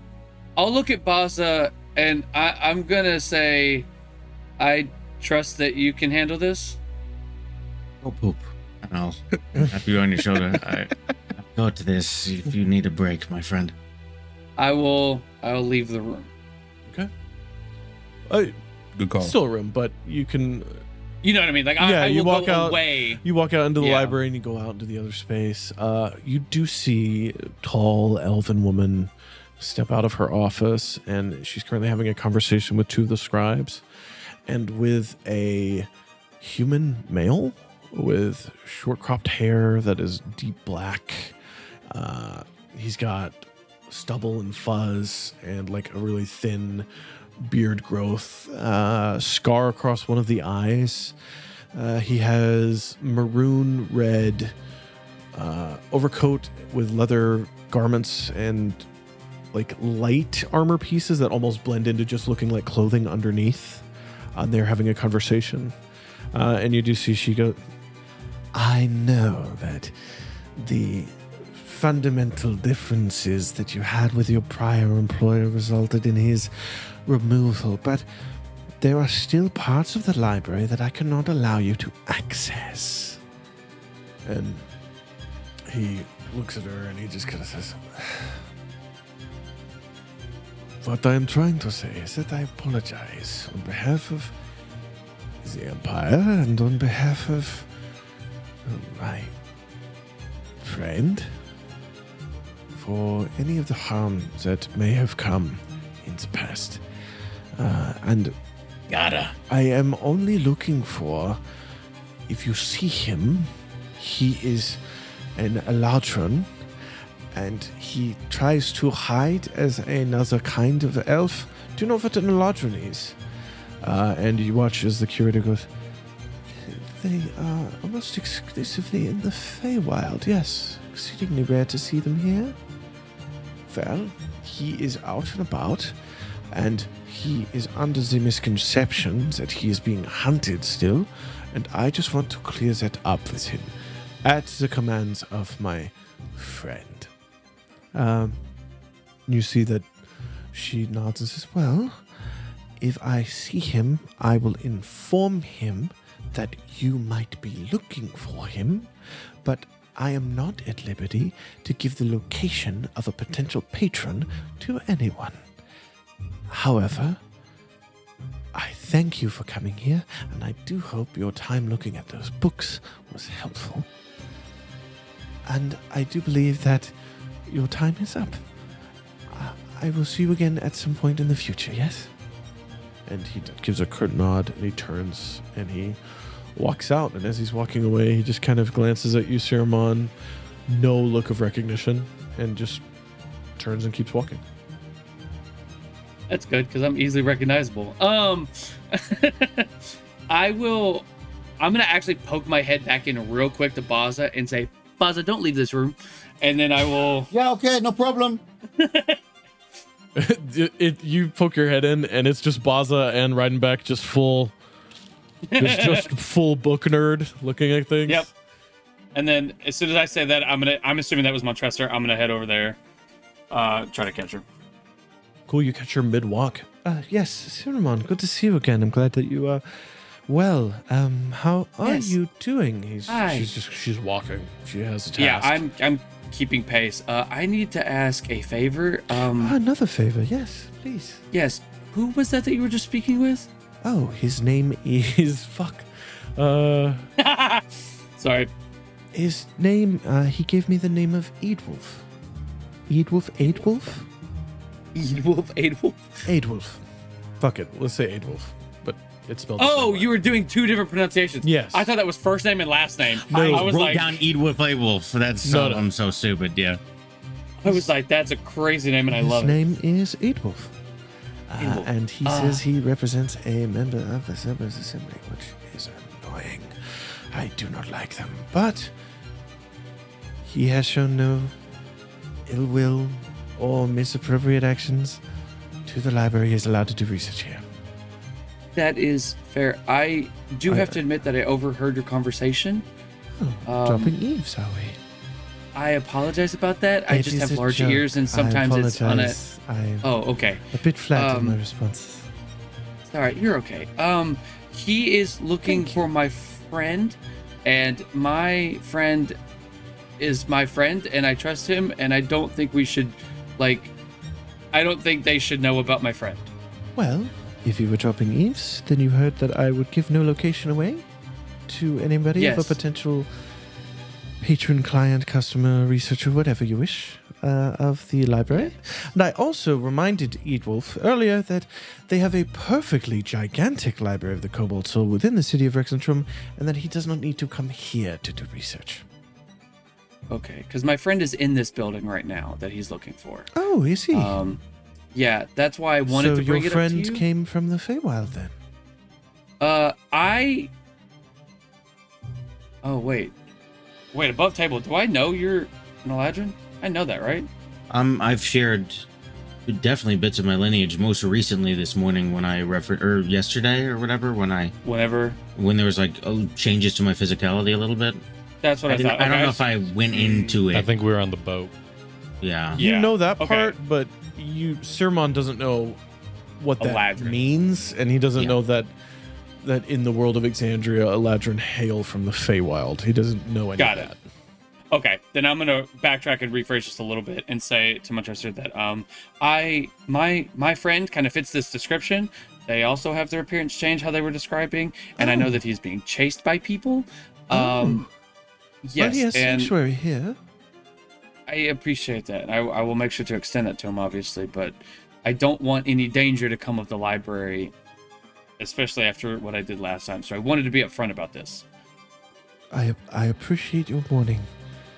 Now, if you excuse me, I've been asked by the High Curator to find one of our tomes, so I must go and retrieve it for her. And then I will have to be in Rexentrum tonight, so... Oh, I'm going to Rexentrum next month. Oh, you are? Yeah, to see my master. We're meeting her at the holiday thing. Oh, have we not told you about the... You're a member of the Cobalt Soul. You can utilize our teleportation circle. Oh, what does it cost? I'm sorry. It costs you nothing. You are a member of the Cobalt Soul. Oh, I just assumed there was a service fee. No, we're not a company, dear. We're a library. Okay, that is good to Capitalism know. has no power here, Siromon. Of course. Well, if there's anything I could do to repay for this service, let me know. Of course.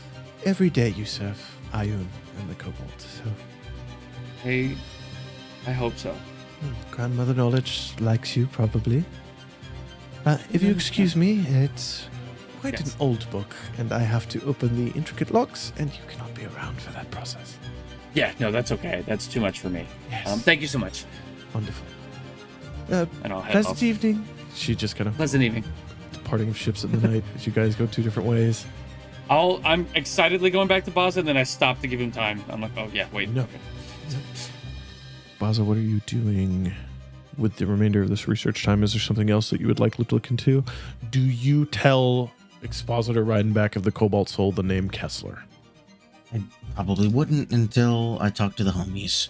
That's fine. Yeah, I would drop Diceology and I'd be hinting at Doolin, and that would be the only thing I'd do here. Yeah. Cool. He goes, Diceology, that's a bunch of different books. How about we take a breather? I'm hungry. Yeah, so eat. Do you mind if I stay, or is that allowed? I like you.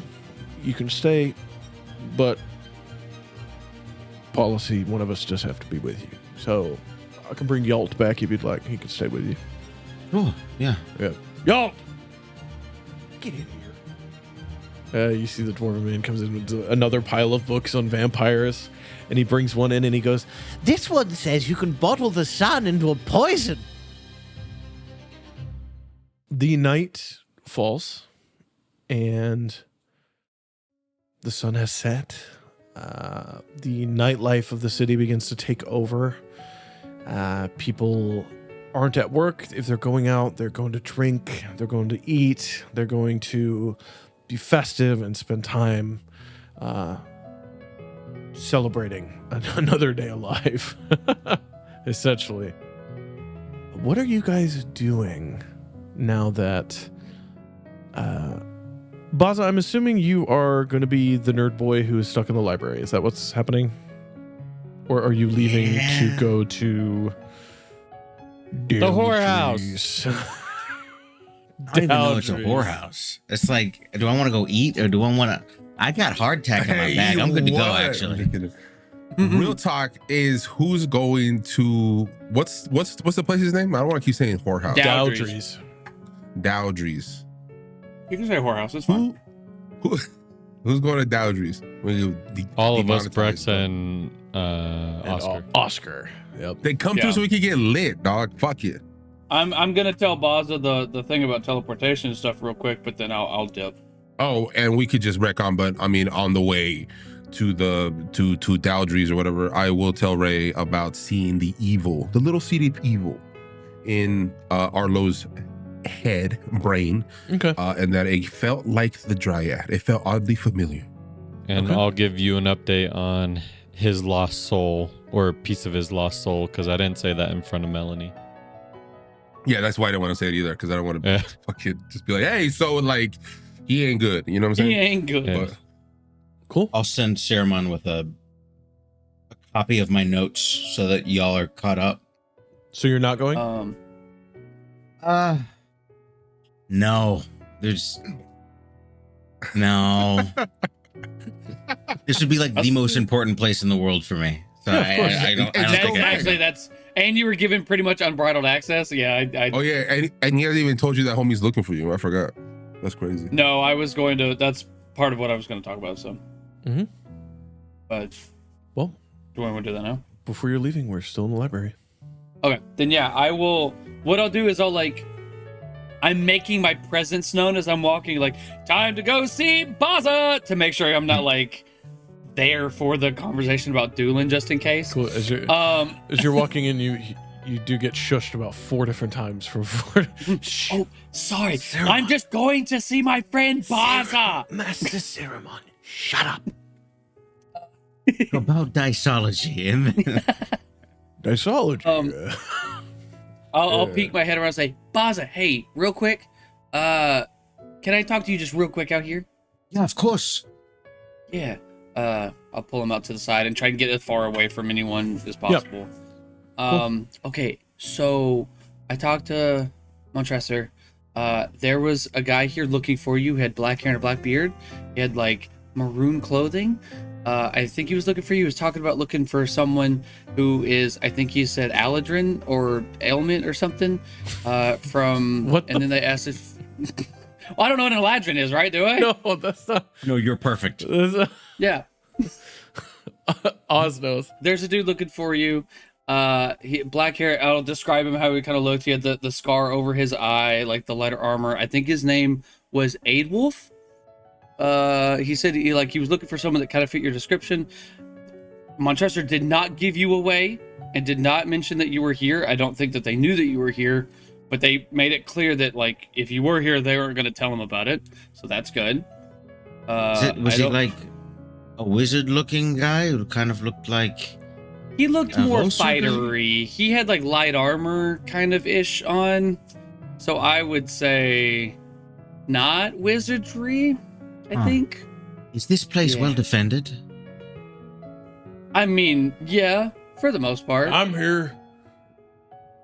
Oh, she's just... This is Yeah. just big Yeah. riding back. Sorry, I'm not And we- listening. I just heard that last part. And he goes back to we books. do have quite a few monks that are like within the shadows and everything. It's very well spaced, I believe. So I'd be safe here. I believe so. How long ago was this? Maybe 20 minutes ago ish. Sure. Okay. Yeah. Also, we have free teleportation, so I'm gonna go to Dowdry's now. Yeah. Do you want to come with? Or are you staying? If you could pick me up maybe after, you're just gonna eat, right? A drink? I think that's the plan. I think we're meeting up with someone too, but yeah, that's the plan. Oh, if I'm needed, I don't know if Ray has more sendings. It's rather costly to just tell me to come, but if he's got any, I of course will be there in a moment's notice if you need me. I can. Yeah, worst case scenario, I can run down here and grab you too. So yeah. Oh, Yeah. Okay. Well, do what you got to do, and if you get done early, we'll be at Dowdry's. We'll meet you there. okay, thank you. Okay. Bye. No, I'll head up. Dowdry's is wild. It is Bustling. It is like a Viking, like longhouse kind of vibe with like the big A-frame roof, and it consumes where 4 buildings would be on a city block. Big open doors. There are people everywhere. There are numerous rambunctious-looking ladies, and to be perfectly clear, the vast majority of the staff, the people that operate the bar section, the people who are currently serving food, and everyone in between. Anybody that works here, they have orc somewhere in their lineage. There you see tusks, you see a expanded musculature that is slightly more cut than your average person. You do see there are people providing services who are male, female, and otherwise, moving through the crowd, saying simple things like, hello, my dear. I'm wondering if you're busy this afternoon, because if you're not, I'm going to make you so. Like things like that as they're wandering through. But at the exact same time, the bottom floor to this large A-framed Viking-looking long building is full of food and drink and people, as you can hear all through. You gauge that the understanding is up until a certain hour, this is a tavern.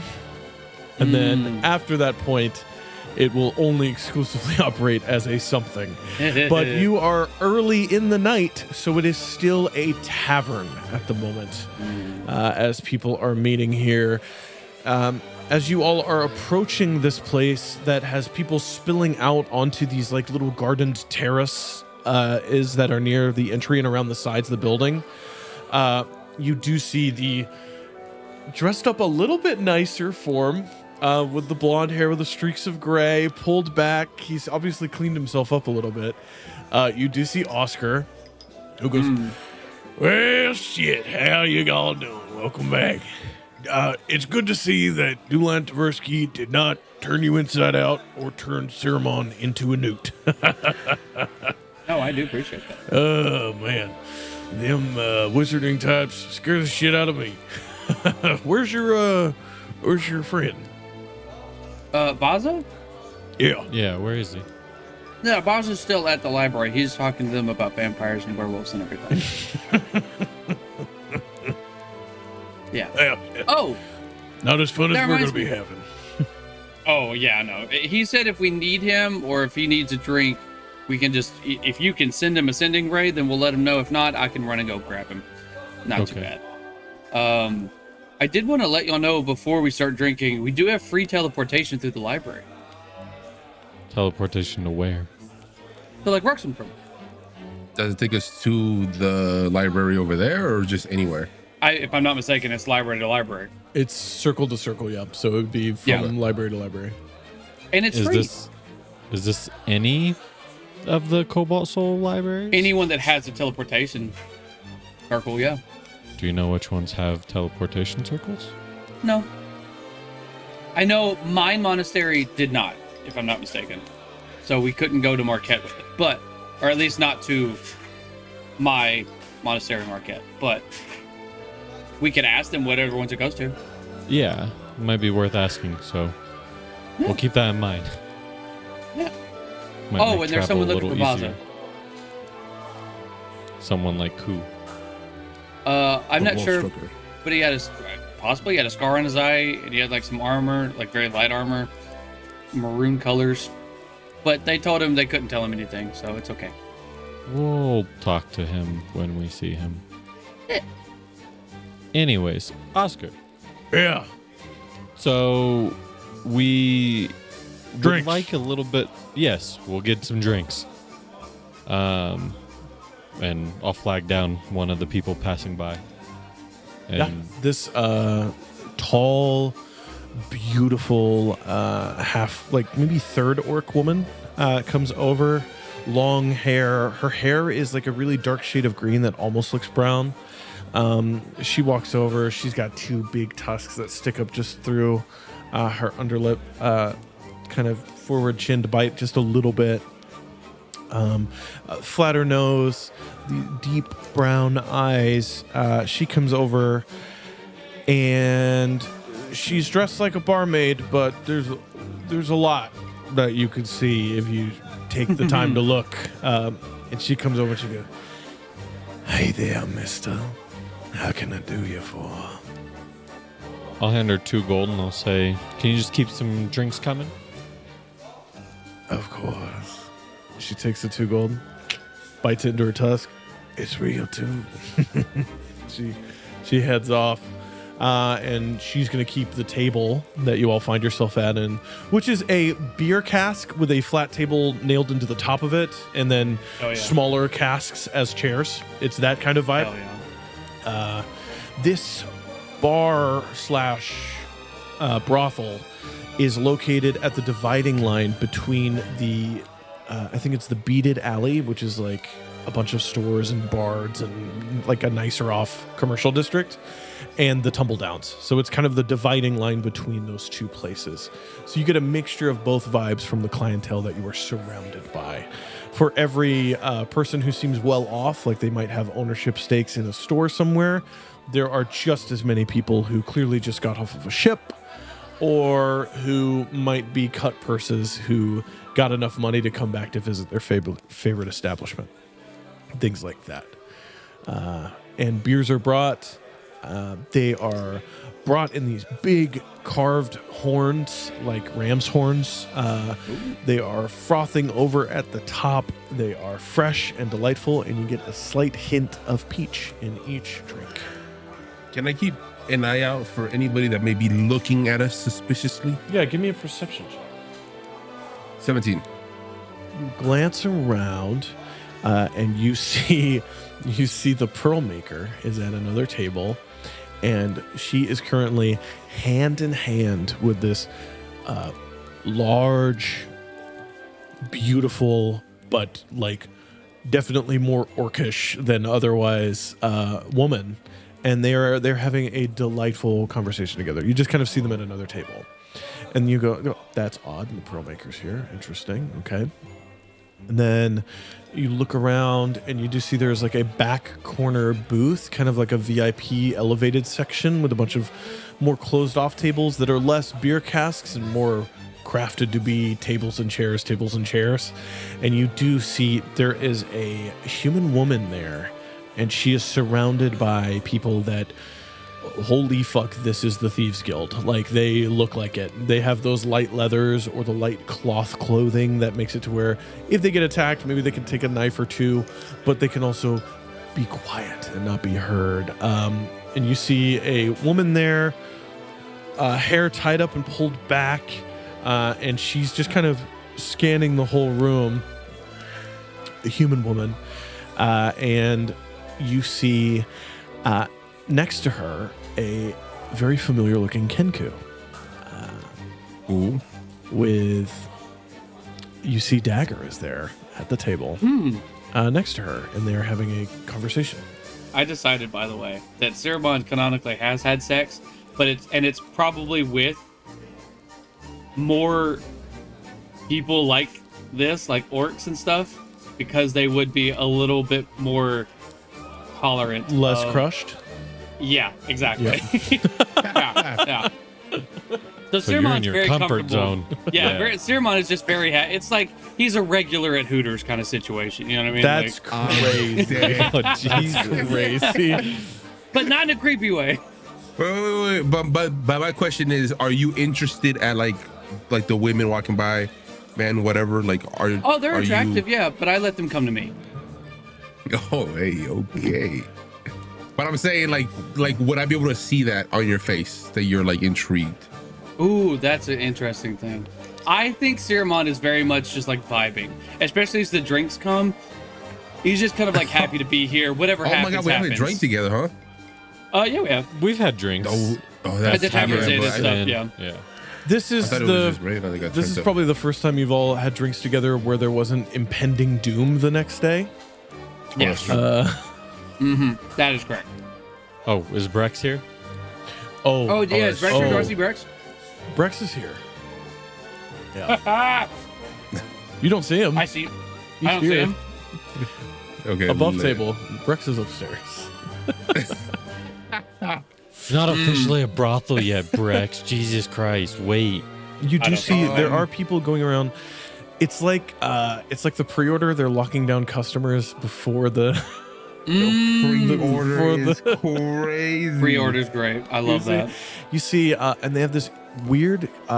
It's a really fascinating little tab system that they have these like little wax seals, and they have a different shape for each one of the different employees. And you see they are putting them up on a board behind the bar. And as they put it up, you see this huge, portly, rotund, orcish woman. She's immense. She is 6.5 feet tall, and she is about half that wide. She is a gigantic woman.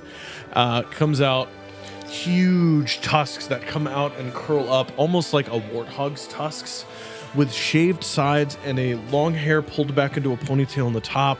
Massive muscular arms. She comes out in a bar operator's like apron and get up with leathers and boots underneath. She goes, "Alrighty then. It seems we're getting down to the last hour of the restaurant Dowdry before we come Dowdry's place of other sups.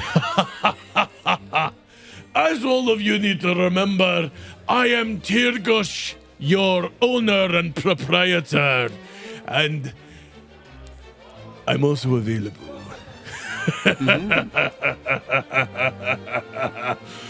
Drink, music, singer, sing." And the music kicks up again. People start singing. And the food starts coming out as well that people have been ordered. You see Oscar goes, "Bangers and mash. All of them. Ooh. Around the table. On me for my friends. Double, please. Triple for him. Triple. Ooh, okay. He's a big boy. Big Yeah, boy, and I get lots of hungry when I'm potatoes, drunk too. lots of bangers. You know what I'm saying? And can you put them olive drizzled half tomatoes that you throw on the grill in there? Yeah, hell yeah. As food is ordered Okay. as well. Yeah. So how did the Pendrata Manor go? What did you guys figure out there? Did some healing. We talked to Melanie. Part of our crew is vastly injured or no longer with us, including Scorvus. You know, Iron the guy with the Cheeks. bombs. Blew up. Oh, it seems less surprising than I thought it would be. Yeah, quite a fitting end. Yeah. At least Melanie got a souvenir grenade from him. True. Oh, that's so the right. best shot lost a leg. The worst shot lost an eye. So even worse shot. God damn it. And the turtle. Yeah. I don't remember their name, but they Biscus. are missing. Biscus Oh, is Biscus missing. Missing. Missing. Oh no. Missing Okay. completely. Yeah. So also the island disappeared, almost like it vanished from this world. That sounds like the island we found out about. We were looking up the vampire stuff and we learned about a childhood story from Luxodon where there's like a floating island, and there's Lexodon that have their tusk removed, and the island kind of disappears, and it looked like the island that Bazza and you, Ray, were seeing off in the distance that was disappearing. Apparently, Bazza said it was the exact same one.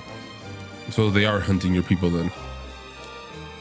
Yeah, DM, was it kind of clear that was like vampire related, or was this just something that kind of came up? The children's story was more just a children's mom and dad say do the thing. Yeah. But stories like that are passed down, they're based on some reality somewhere. Yeah. Okay. This has been happening, or the story has been around since the Divergence. So it's been 800 years that it's been around and told. So yeah, they definitely. I mean, it is a children's story. I think I remember my teachers telling me about it when I was a kid. But I mean, I was the only Luxodon, so I don't know. I don't know, but it's something to keep an eye on if it matches the exact island you were seeing. Yeah, and if it has to do with our vampire friends and their red chain. Yeah.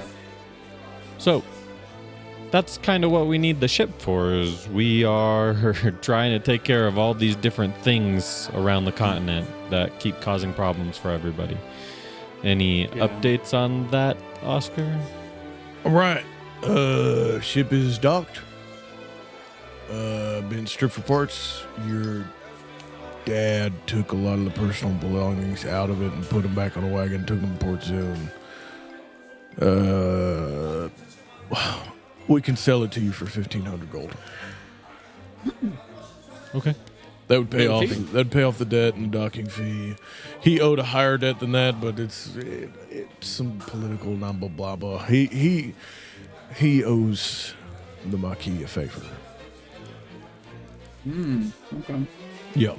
Which won't amount to much if things are going the way I think they're going.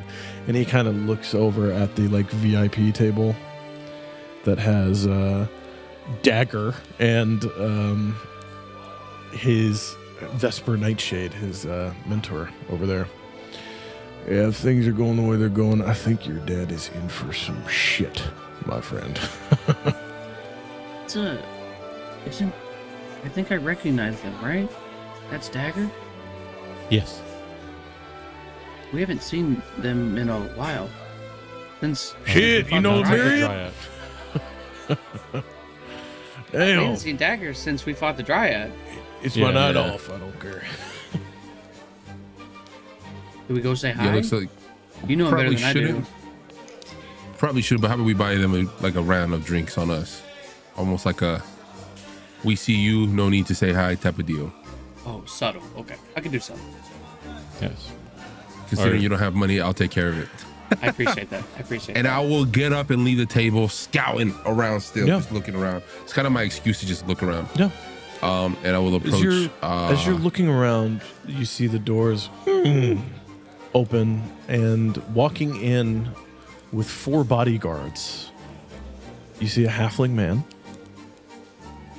with a little top hat and a pipe. He's dressed exceedingly well with the makeups of nobility. As you watch him walk in, go straight over to where Vesper Nightshade is, and have one of his guards pull a seat. He won't even pull it himself, and he goes up there and he takes a seat, and they start talking. Yeah, I would just approach a waitress. How much would it be to send a round of drinks to my friend over there? And I'll lightly point at Dagger. Oh, what do you want to send him? Swill? Whatever they've been drinking. What they've been drinking? Yeah. They're drinking nice tonight. They're doing the 2 gold a bottle. Of course shit. they are. Fuck. You could. Hey, don't do that. Send them this. And she pulls like a little cask. She goes, It's only 8 silver. It's a whole cask. We can send it over. I'll give him the 8 silver, and I will say if you could just deliver it to him specifically, and say from your friend Galliard. Oh, I'll do it myself. And that's it. I'll do it myself. What are you doing later? And I will tip her. you see it. She's a you see this a 5'2" like cherub-faced half-orc woman, lots of human heritage, rosy reddish skin, like reddish peach skin, kind of light brown hair that is cropped short and it kind of poofs out a little bit on the sides, with these yellow eyes, almost like the sun setting. And she kind of looks at you and goes, "What are you doing later?" Just here with some friends. Is that all? 4 specifically, if you want to bring 3. 4. I'm just kidding. I'm not gonna. I've got people. 8 silver. And I will tip her. I'll tip her. So you just an give extra her 2 gold. like a gold? You give her Or 2 gold silver. as a Yeah, tip? you know what? I'll just give her. I'll give her a gold. No, Okay. you said it was 8 silver for the bottle, for the case, or yeah, what was it? for cask. Yeah, then I'll just give her a gold piece and just say keep the rest. thank you. Yeah, there you go. That's real. She moves off, brings the cask over. You notice if anybody pays in gold, they all do that, and they all say I was about to say, yeah, everybody that's does. crazy. And it's a tusk puncture, and you actually see there are pieces of gold that are like being returned in deals, and you see there is like a dent from orc tusks in every piece of gold that is being exchanged in this place. As she moves it over and she puts the cask down, and as you're making your way back to the table, you just look as Dagger looks you in the eyes and raises a mug and just gives you a nod. I'll nod back and then head back to the table. And then he'll go back to his conversation. After a moment, a 2 gold bottle of wine finds its way to your table. Dang. And he We got friends in high places, puts it down apparently. next to Yeah. But you do see at that action, you see Vesper Nightshade, his locked eyes with your table, and you do see turning around with kind of like is this halfling man who looks over and goes, turns back, keeps talking. Yeah, I'll just keep note of who he is because he fits the description. So yeah. The food comes out, you're able to eat. After a while, a lot of the less lustful clientele start to vacate. And things do kind of change up a little bit. Tyrgus goes,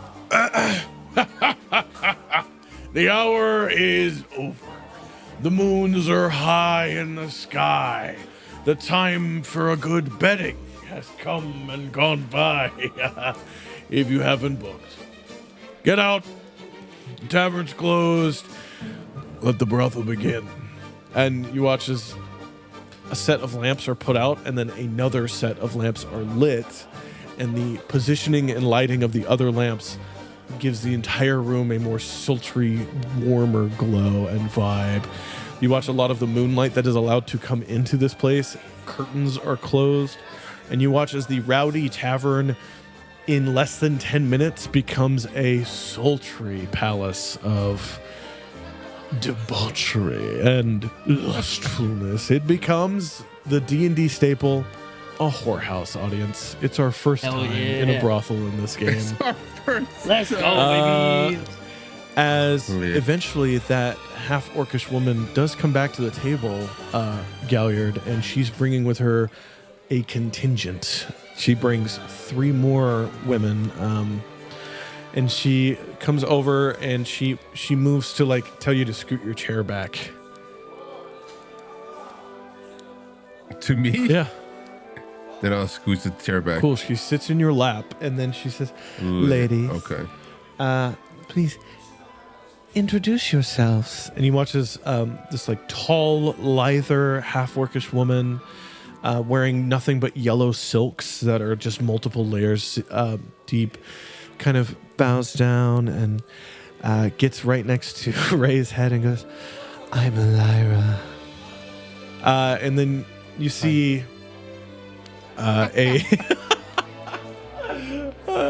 you see kind of a shorter, broader, like dwarf and orc heritage woman goes right up to Oscar and just climbs him like a tree and just sits on him right next to him. And she leans over, long dwarven sideburns that go all the way down to the line of the chin. Long braided curled hair pulled back, darker chocolatey skin. She's got like a rosy complexion, and she's got a deep smile with these impeccable teeth. And it's only when she smiles you see the very tiny little little itty bitty tusks that she just hides under her lips. She looks over and goes, I won't give you my name. You have to earn it.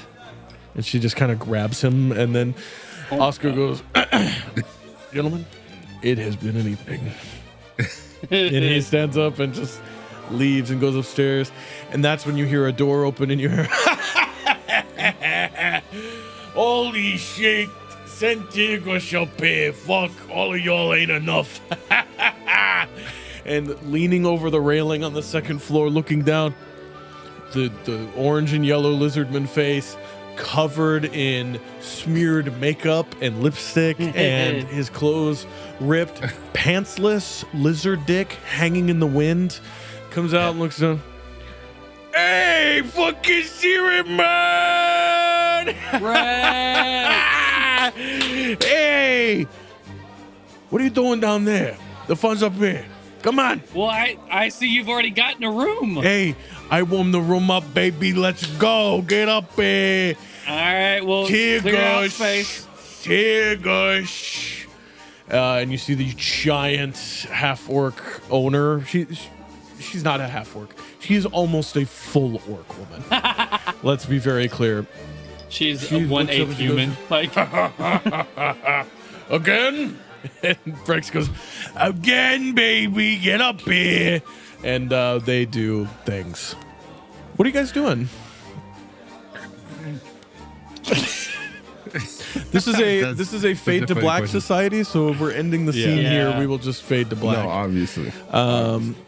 Unless Ray has to go, Bazza? Yeah, Help.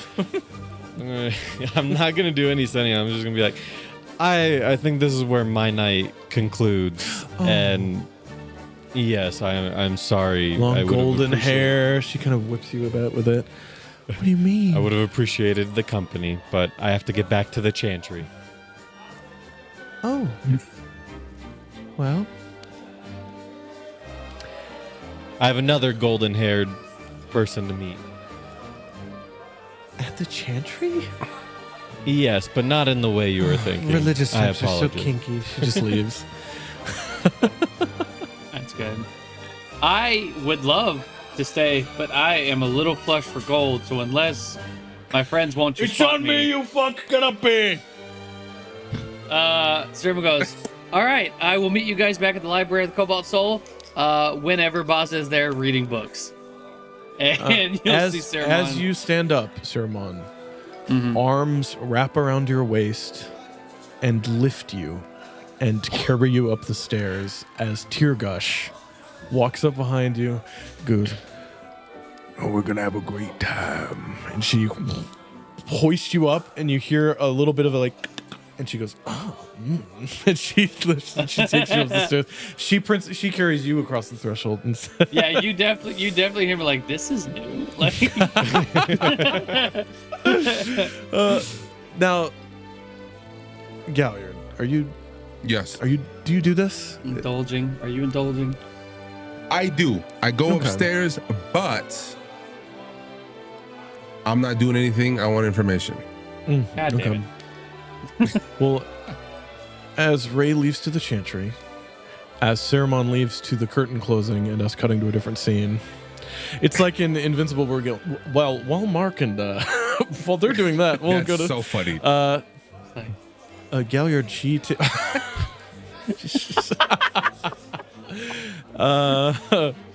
Galliard, that half-orcish woman takes you up to a room, and she goes, for 3 gold, an hour. All night is a good 15, but I like you. Maybe 13. I'll give you the 15, but I don't necessarily want anything. Oh, that's fine. We don't have to fuck if that's not what you're into. Some people come here and they just like to be talked at, or like us to listen. That's actually what I'm looking for, is some words. Well, let's come up to my room then. 15. And as she yells down 15, you see the, like, male orcish bartender goes, 15, got it. And he takes all of her wax seals off except for one, and then puts like a scratch next to it as you go up to a room. And she brings you into the room, and as she takes you into the room, the outside sound quiets down. She says, well, please, there's chairs, we can lay on the bed, whatever you want to do. I'm going to sit in the infamous cuck chair. Okay. It's perfect. And I'll point. Of old. Hey, yo. You notice that as you were walking into this room, it seems each room has a personal flair to their decor. Less like these men, women, and others of the night are like employed here, but more like they are renting rooms to employ their services in a safe environment. And her room the vibe is comfy. There are pillows. There are pillows of deep lavenders and reds and golds all throughout the place. Thick blankets, beautiful curtains for this little window that she has peeked open, so some of the cooler ocean air is coming in from the warm, stuffy building to kind of counteract each other. And she says, you can take the chair. A lot of people have sat in it. Don't worry, I do clean it. And then she kind of lays on the bed and just kind of lays there and looks at you and goes, so what do you want to know? What do you know about the Myriad? Well, a lot and a little. I'm guessing the Myriad would have people here, right? Oh, of course. The Myriad bring many gifts.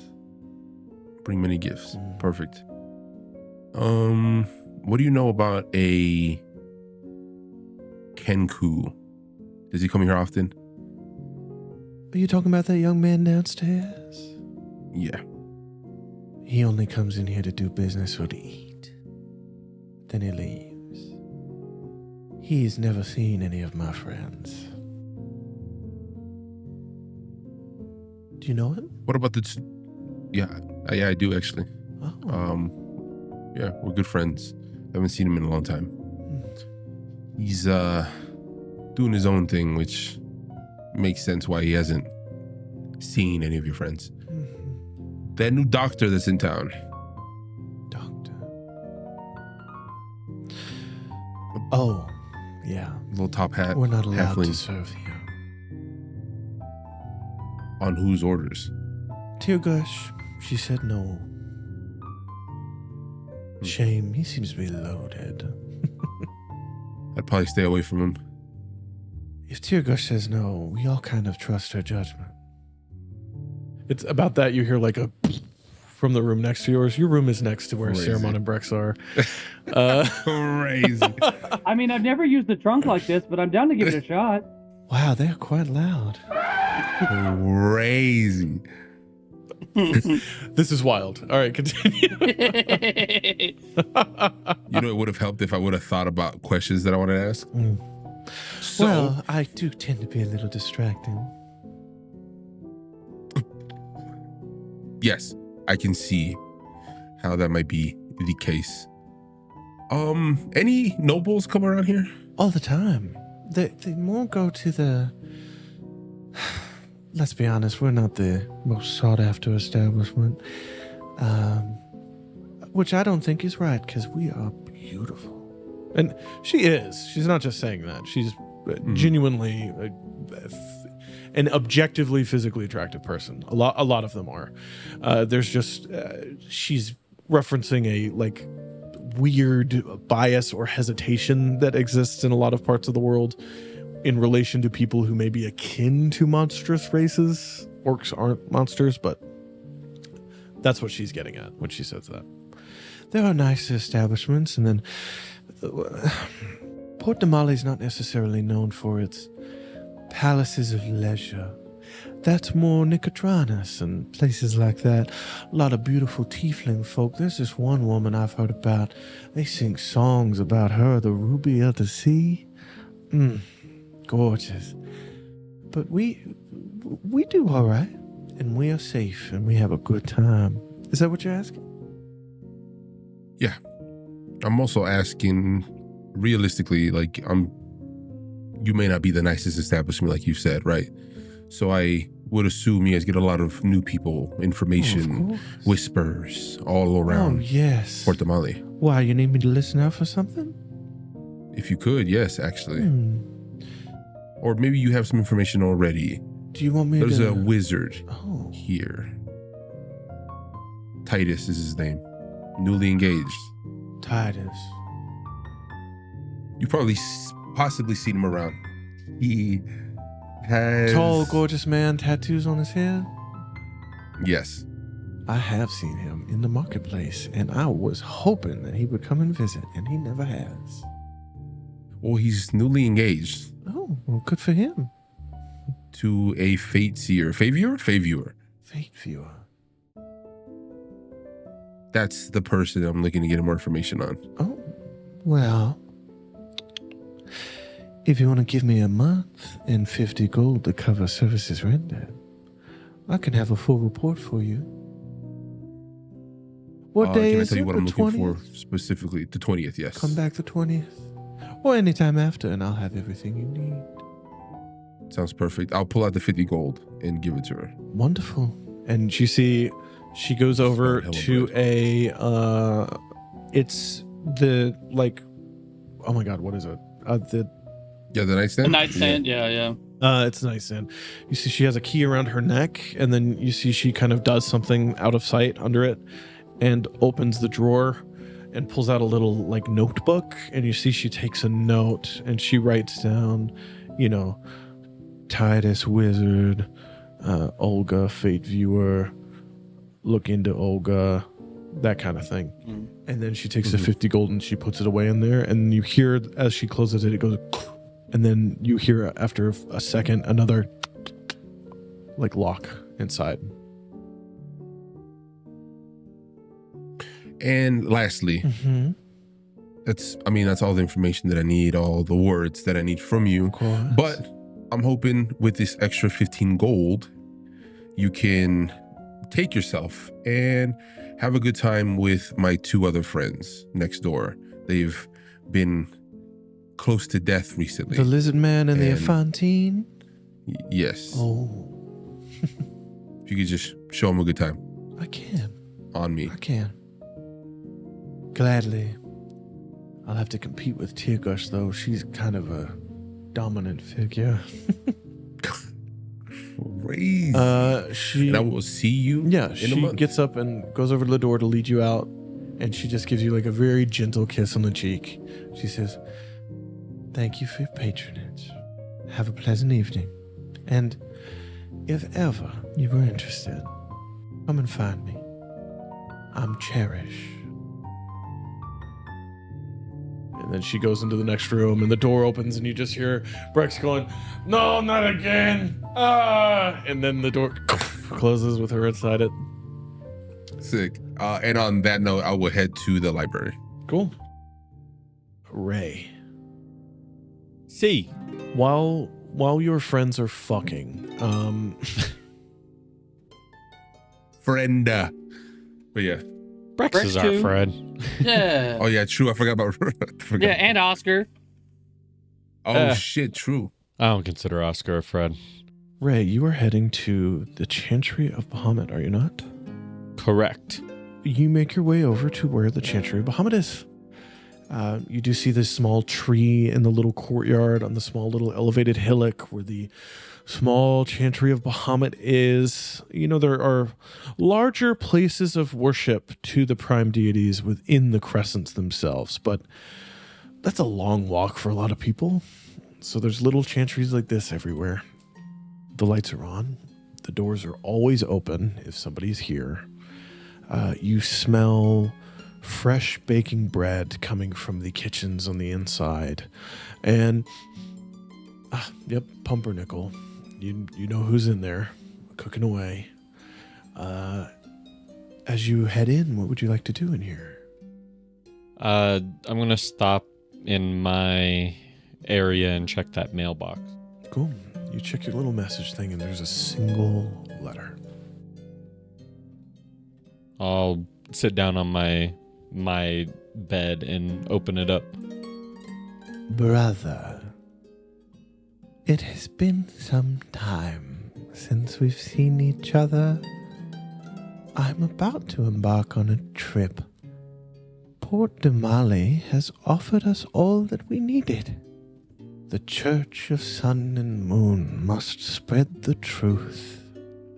Zadash, Drexentrum, I invite you, my dear, follow the pilgrimage and wake up. Kisses, your sister. Does it look like Emberly's handwriting? Give me insight. Ooh, nat 20. Nice. 27. 27. It does, but there's a weird jaggedness to the structure of the end of some of the lettering. It makes it seem like, with a 27, it seems like she's willing to write to a point, and at the end of some of the words and letters, she's trying to stop, but then keeps writing. I'm going to use Produce Flame, and I'm just going to burn it in my hand. It turns to ash. And then I'm going to head to the kitchen to see if I can find my mentor. A fine batch of bread this'll be. As you hear Brother Kievfus Bebenbeyer is in there making Bwead, making pumpernickel. Bwead. He is pulling a batch out of this large clay oven and laying it down to dry on a drying rack, and then grabbing one that has already been drying on a subsequent drying rack and bringing it over, and he's breaking bread with this tall, older-looking human man. He's got long golden hair that is turning white at the ends with streaks of white throughout it, wrinkles across his older face. While aged, he still has this kind of like grandeur and height to his stance, with these brilliant yellow robes that turn to orange at the bottom as if the dye accumulated at the base as these clothing was made. He has a single golden ring around his pinky finger on his right-hand side, and as he is handed a piece of this pumpernickel and takes a good hearty bite out of it, he goes,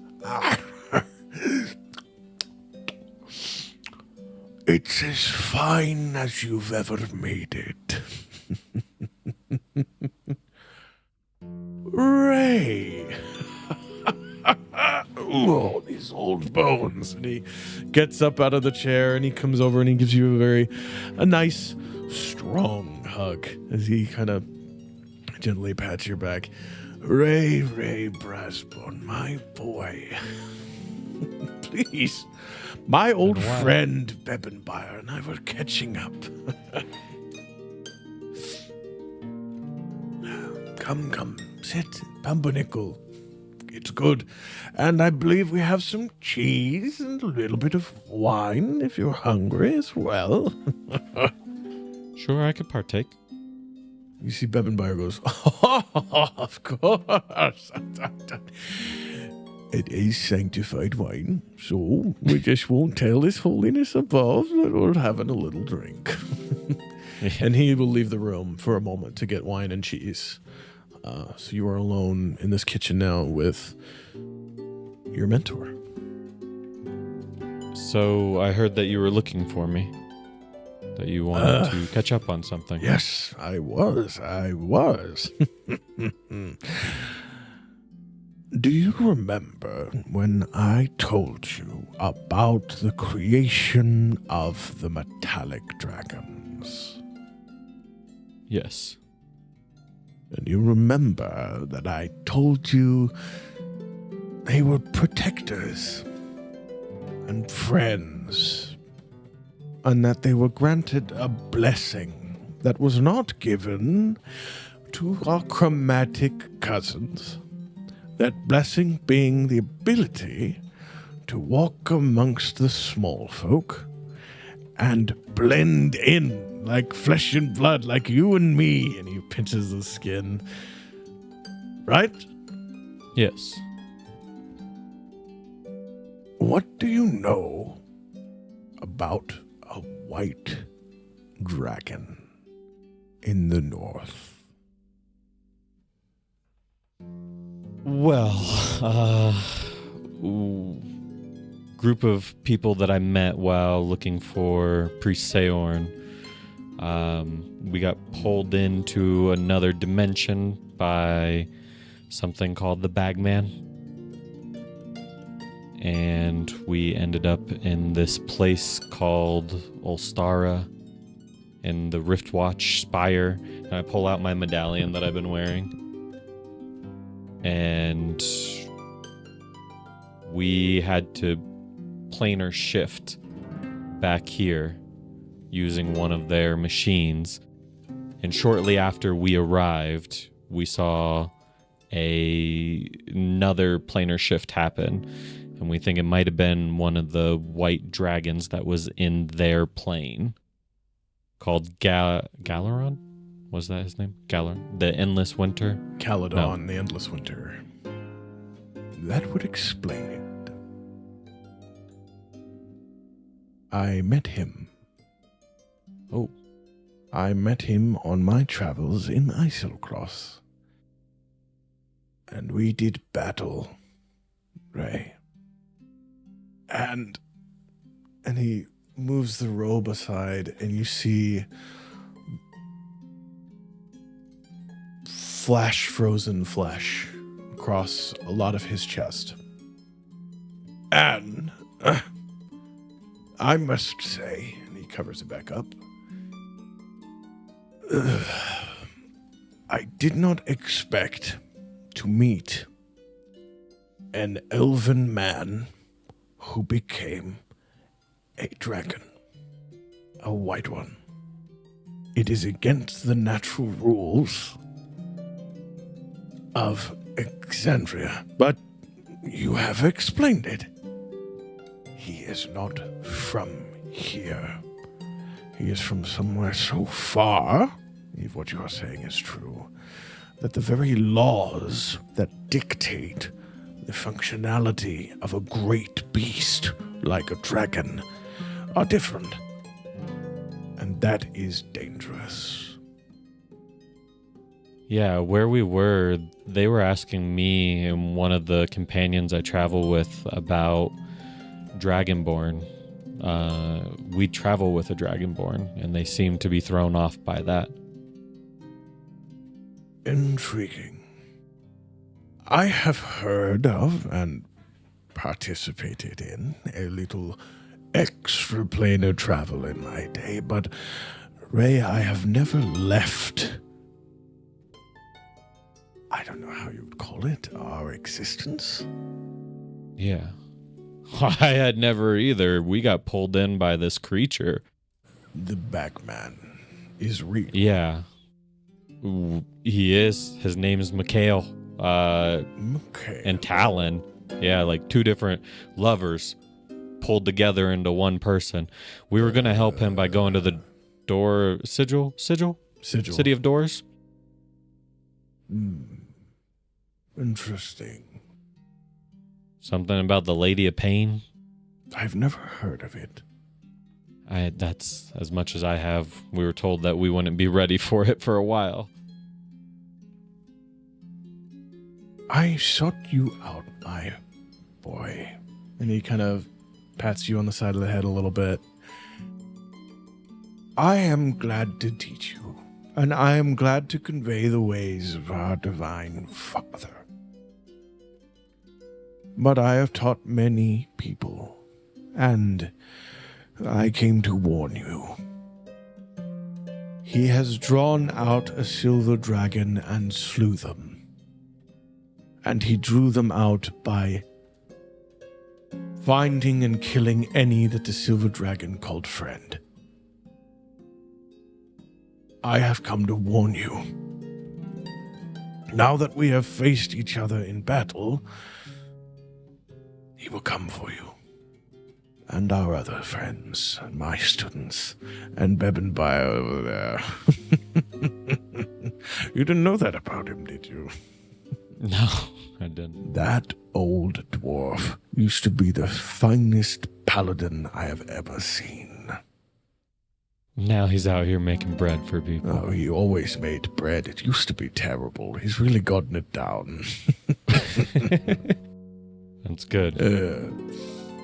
It's about now that Bebenbire just does come back in, stretching a big plate of 4 different kinds of cheeses, and then a already opened and partially drunk because it's dribbling a bit in his beard, bottle of wine as he comes in and goes, "Ha ha ha ha ha. Friends, Orcs, Rae, cheese and wine, please. Let's eat, my student, my friend." May I ask your guys' advice on something? Yes. And Bebenbire goes, "Of course." You guys have been serving the Platinum Dragon far longer than I have. Before Priest Seorn was taken, he sent me a vision of a battlefield. And on that battlefield were the people that I'm currently traveling with. One of them happens to serve Asmodeus. And He watches Bebenbire goes to stand up, and Vork says, "Oh, God." I've been traveling under the assumption that if he was leading me to these companions to fight against the greater evil, that following what he wants is more important, since he would know whether or not this person follows Asmodeus. And I have not acted on any of this against this person. Bebenbire, what was that group you used to be a part of? And Bebenbire goes, The Shields of Faith. he has like a glistened look in his eye, like when nostalgia hits you so hard you tear up immediately. Right. And amongst their number was that tiefling gentleman, yes. And Bebenbire goes, Yes, he was a right bastard. but he helped us in the end, and died for it. Died for what was right. Vork says, Whom did he serve? and Bebenbire says,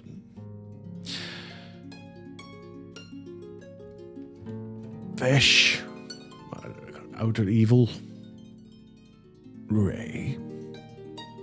The gods do not see things as absolute as we might perceive they do.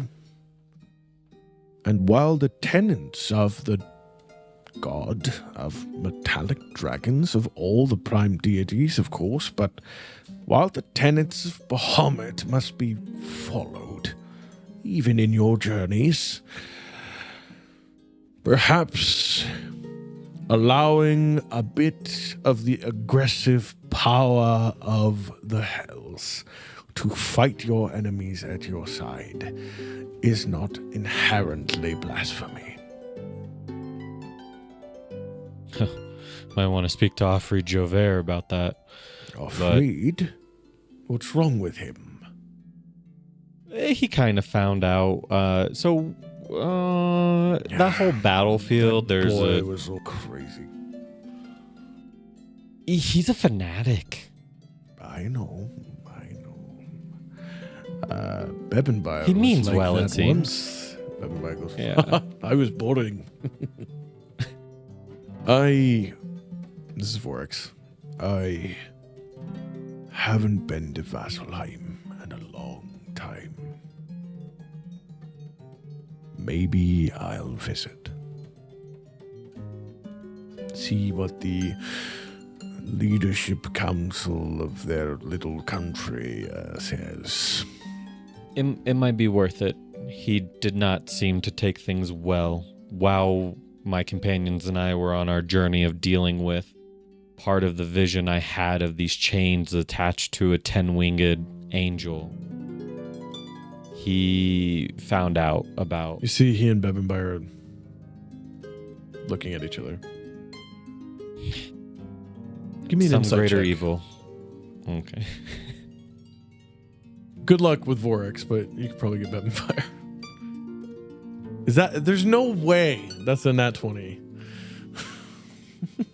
That's my boy. That's crazy. Damn it.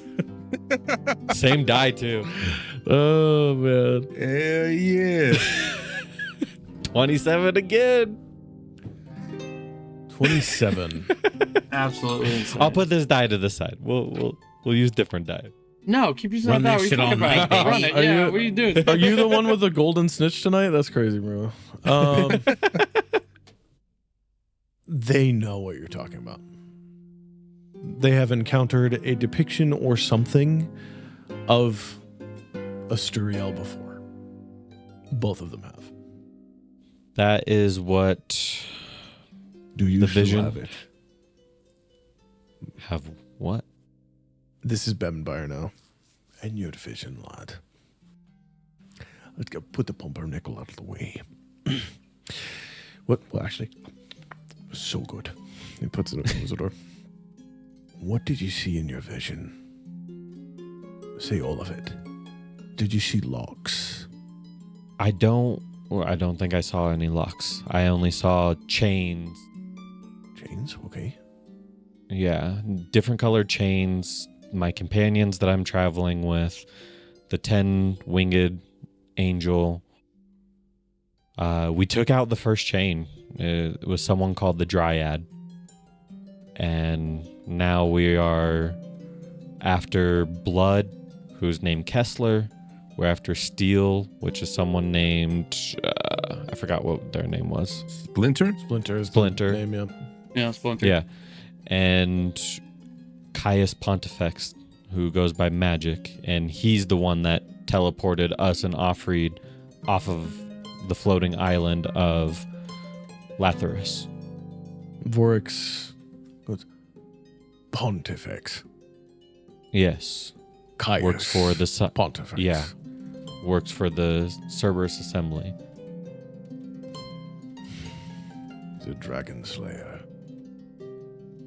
A few hundred years ago, I'm surprised he's still alive.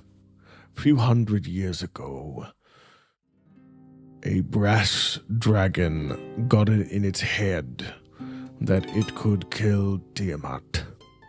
And so it attempted to release a piece of her, and instead it was consumed by her. And he was stopped by one man. Pontifex. And he is your enemy? That's what it's seeming like. He's one of the chains that bind Asturiel. Or it's not Asturiel. Do you know It's his the father? Ordo Lokea? Give me a Do religion. I? Give me a religion check. Okay, I was like, And we're gonna use the same die. It's with disadvantage. Oh, okay. Just get 2 nat 20s. That's all you gotta do. Yeah, facts. I know they were both 11 though. Oh. Religion? Mm-hmm. 16. You've not heard of this order. You do know that almost every single one of the religions of the prime deities have had sub-orders that have come and gone over the hundreds of years since Divergence. Could be one of them. I have not heard of them. Bebenbire reaches into his shirt and he pulls out a key of dwarven make made of solid platinum. That is wrapped around a chain around his neck. And you see that it has the same... It looks better treated than his symbol of Bahamut. And Bebenbire puts it away.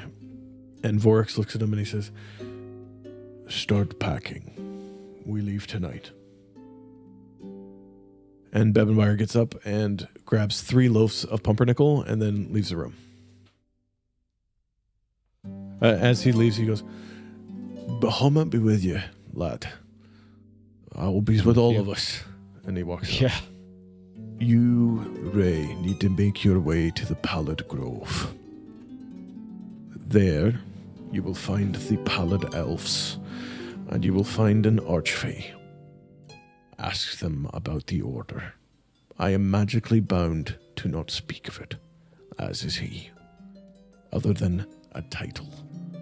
If you want information, they are the only one that can share it. And what was the name of that order again? The Ordo Locaia. Do I know where the Pallid Grove is? I think it's in Wildmount. Give me a history check. 13. 13. You know, it is a part of the Menagerie Coast. And it is near the Sirios Mountains. You know, it is in the Sirios Mountains. It is an isolated, flat area within the Sirios Mountains, kind of between the Menagerie Coast proper and Western Wynandir proper. Like a pocket place, kind of. I will take Bebenmeyer and we will gather the other members of our party. Oh, you guys used to be a party together. No, they used to ride on my back and treat me like a taxi. But yes. We are, that's just some DM humor. I apologize. Okay. I was gonna say that's not available to everybody, is it? No. We will gather the members of our party. I wonder if that mage is still alive. And that old woman. I know that Priest Seorn was looking for a god-killing spear in Isilcross. You've never seen Vorix go, what? You've known this man most of your life. You've never seen him go, what the fuck did you just say? That's beautiful.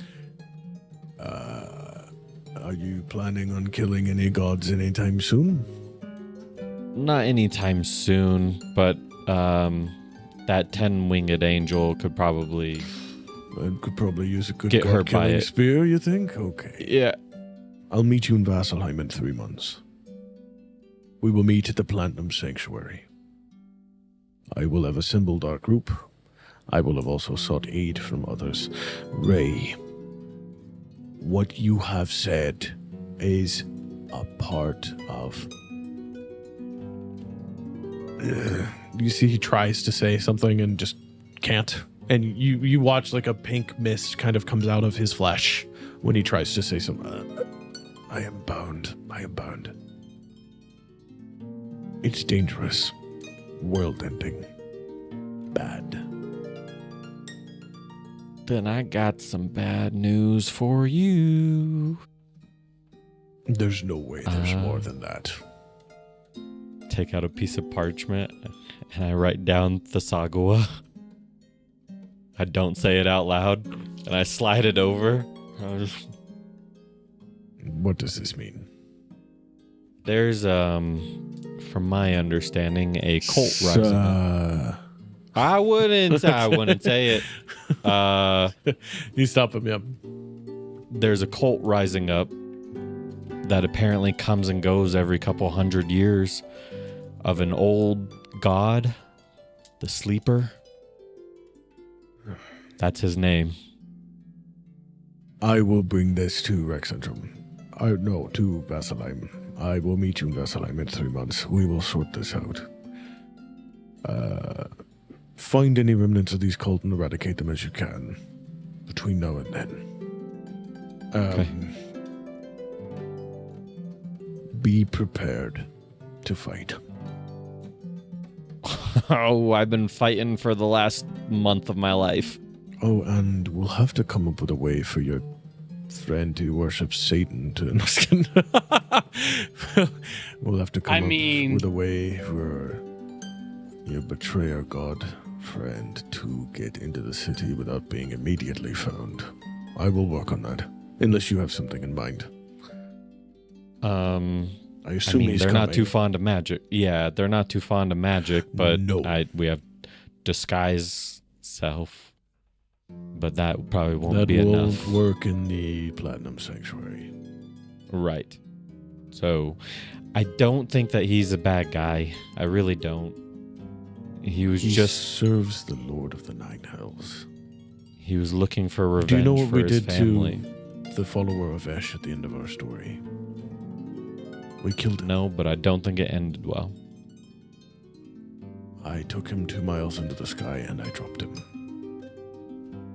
I don't really have that option. I get it. But Asmodeus was the only one who answered him when he was seeking vengeance for his family. I think he might be able to be redeemed. There is another God who grants vengeance to those who seek it. He just didn't listen hard enough. He puts a hand on your chest and you feel the weight of that hand as he very, as gently as possible, presses into you. And this is important. Let me feel I am here. Yeah. Rae, Bahamut is with you. Be the shield for the weak. Be righteous justice for the wrongdoing. Protect, serve, but more than anything, and he pushes you, fight. And as he does, he turns and you watch him disappear. It's just kind of a yellow, gold-fleckled mist that falls into the room as he walks out. Some heavy lore drop there. Yeah. Yeah. Bazza, after a few hours, you gauge that your friends are either having a good time or they're asleep by now. It is becoming very early in the morning, pushing to 3 a.m. when Scribe Yalt goes, Oh! Ooh!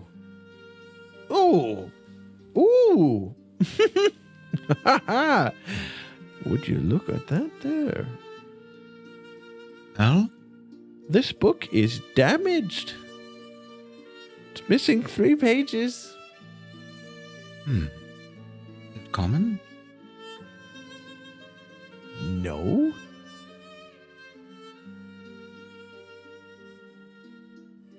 The major houses of the Marquesian coasts. All the K's are missing. It's more than 3 pages. All missing. He flips the book over and he kind of slides it towards you.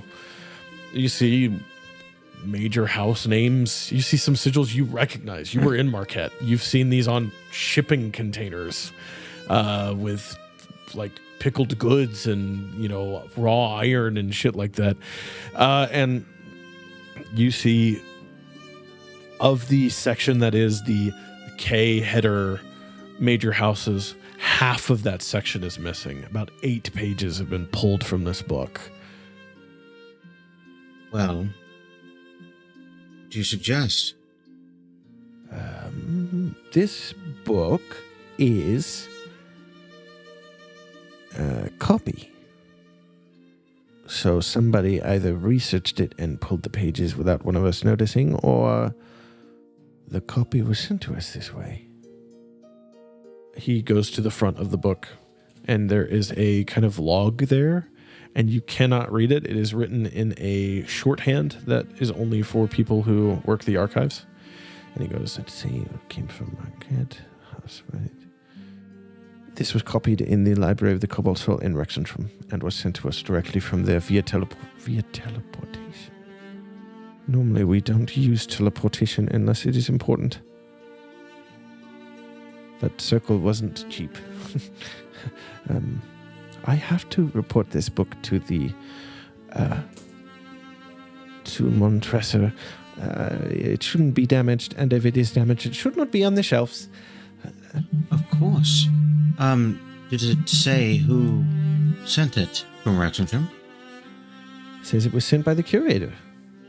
It says it was Curated sent themselves. It says it was sent by the High Curator. That can't be right. They would never. The High Curator would never send us a damaged book. Never. Never. Give me an insight check.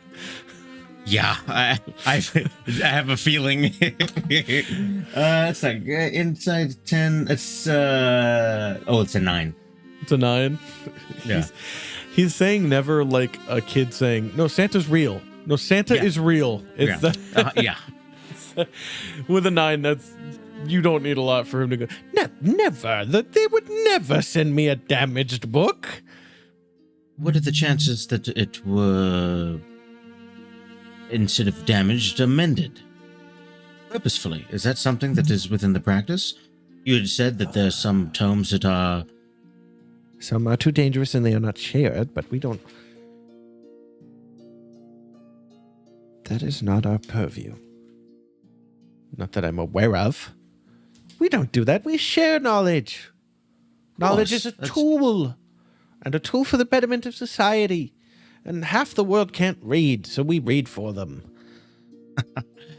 Do you think that you have the original... Well, this was the copy that was sent, you were saying? Yes, the original is probably still within the library of the Cobalt Soul in Rexentrum. Well, I just don't know why they would send... I am going to send such a long letter to Scribe Peter. Oh, how could he allow such broken content to be shared to another library? He's the head of shipments. Head of shipments, you say? Yes, we move books around all the time. It is the understanding that the knowledge that is granted to us should be shared freely and openly with as many people as possible. That shelf is new. That's from this month. The shelf on the end will be sent out at the end of the month. And we just shift everything over. Well, it's a terrible thing. Perhaps we are going to Rexentrum. I am not an agent of the Cobalt Soul. I do not have that privilege, but depending on the level that's required within your ranks, I'm sure Siromon would love to report this and bring it in. He's been talking about visiting the Rexentrum branch, and, well, feels a little guilty, I think, about what had happened here in the past, and would love to do that service. That We're going soon. Terrifying. What I heard. I didn't sleep for 3 days after that. Let's see. Listen here, Peter, you ignorant shit. Oh dear. How dare you allow... He starts writing a shit letter, just a shit talking letter. And then after a while, it's a couple minutes, and you watch as he breaks an ink quill, and he goes, yeah. And he pulls another one, and he goes, my personal seal, so he knows. and he hands you a letter. Give this to your friend, please, if you are going to Rexentrum. And I will tell the curator that our merchandise has been damaged. And what is the name of this particular tome? Is it recorded on the interior? Yes. Major Houses of the Marquesian Coastlines. This is volume 4. They redo them every 100 years. And so this is the most recent copy, you're saying? No, this is from updated. 400 years ago. Interesting. I'm sure it's nothing. Actually, that's a good question. Can you wait here a moment? He leaves. He comes back 5 minutes later. He has... Was I left unattended here? Yes. You were. He's completely caught up in this mystery right now. Use it wisely. I wait patiently. Whatever that may mean. I wait patiently. You do? I wait patiently. Okay. It's a good man right there. Perfect timing. After 5 minutes, he returns with 7 other volumes of Major Houses of the Marquesian Coastline. Volume 6, 7, and 8 are not missing anything. He opens volume 1, 2, 3, 4, and 5. Those same pages are missing. There's no way that this many volumes could be sent by Peter with this many errors. He's full beat red, completely angry. Take a beat. What if you have to report this, right? Yes, I do. I have to report this right. Could I have my letter back? Of course. Well, before you even do all that, He rips it up. I will write a new one. I would love it if I happen to have some knowledge, believe it or not, of some ancient Marquesian families, and I would love to give High Curator a note myself, or at least be there in your report. I will get her and bring her if you have knowledge. I will bring her back. Well, incredible. Thank you so much. Yes, I will stay here. Don't touch anything. Don't do anything. He gets up. He leaves again, leaving you alone. Yeah, He's gone for a while. Minutes pass. 5. one of the tomes that was left here, Yeah. the Marquesian houses and stuff. Yes. You said 1 through 5 were altered. 4 was the one that was messed up, but 6. 4 was the first one noticed to be messed up. All 1 through 5 are missing the same number of pages in the same section. 6, 7, and 8 are fine. Just in a few pages, I will use the specifically the praying mantis to copy the Ks from the volumes that are here. Okay. You take this glass mantis out and you put it down on the table in front of you. And after a moment, it kind of looks up at you and it clicks its pincers. Oh, shoot. Can I history check the command we're under? It was sunny day, I think. Yeah, give me history. 24. 24. It was Rise and Shine. And So- I'll effectively ready in case it runs away, but yeah, however. You say Rise and Shine, it looks and it goes, and it points a claw at the books that are open. Yes. I will place it on the first page. The glass praying mantis nods knowingly at you, and then it moves over, and you watch as it starts. And you kind of give me a perception check. 20. Dirty 20. You are not surprised by the approach of Yalt in the distance because you hear him actively complaining rather loudly early in the morning to a Montresor who is likely woken up to be brought because it's 3 a.m. now. And just before they are able to get into the space, the mantis finishes copying, and you notice the case section is not damaged. It is just 8 pages shorter than the other books. But they weren't ripped out. It was just written that way for volume 6, 7, 8. And the 6, 7, 8 were the older ones or the newer ones? The newest ones. Volume 1 is the oldest. That's what I thought. Okay. Oh, well, okay. As you're doing that, the praying mantis comes back and it clicks rather loudly, and you hear, And I'm telling you that Peter was... and the mantis goes full still. Okay.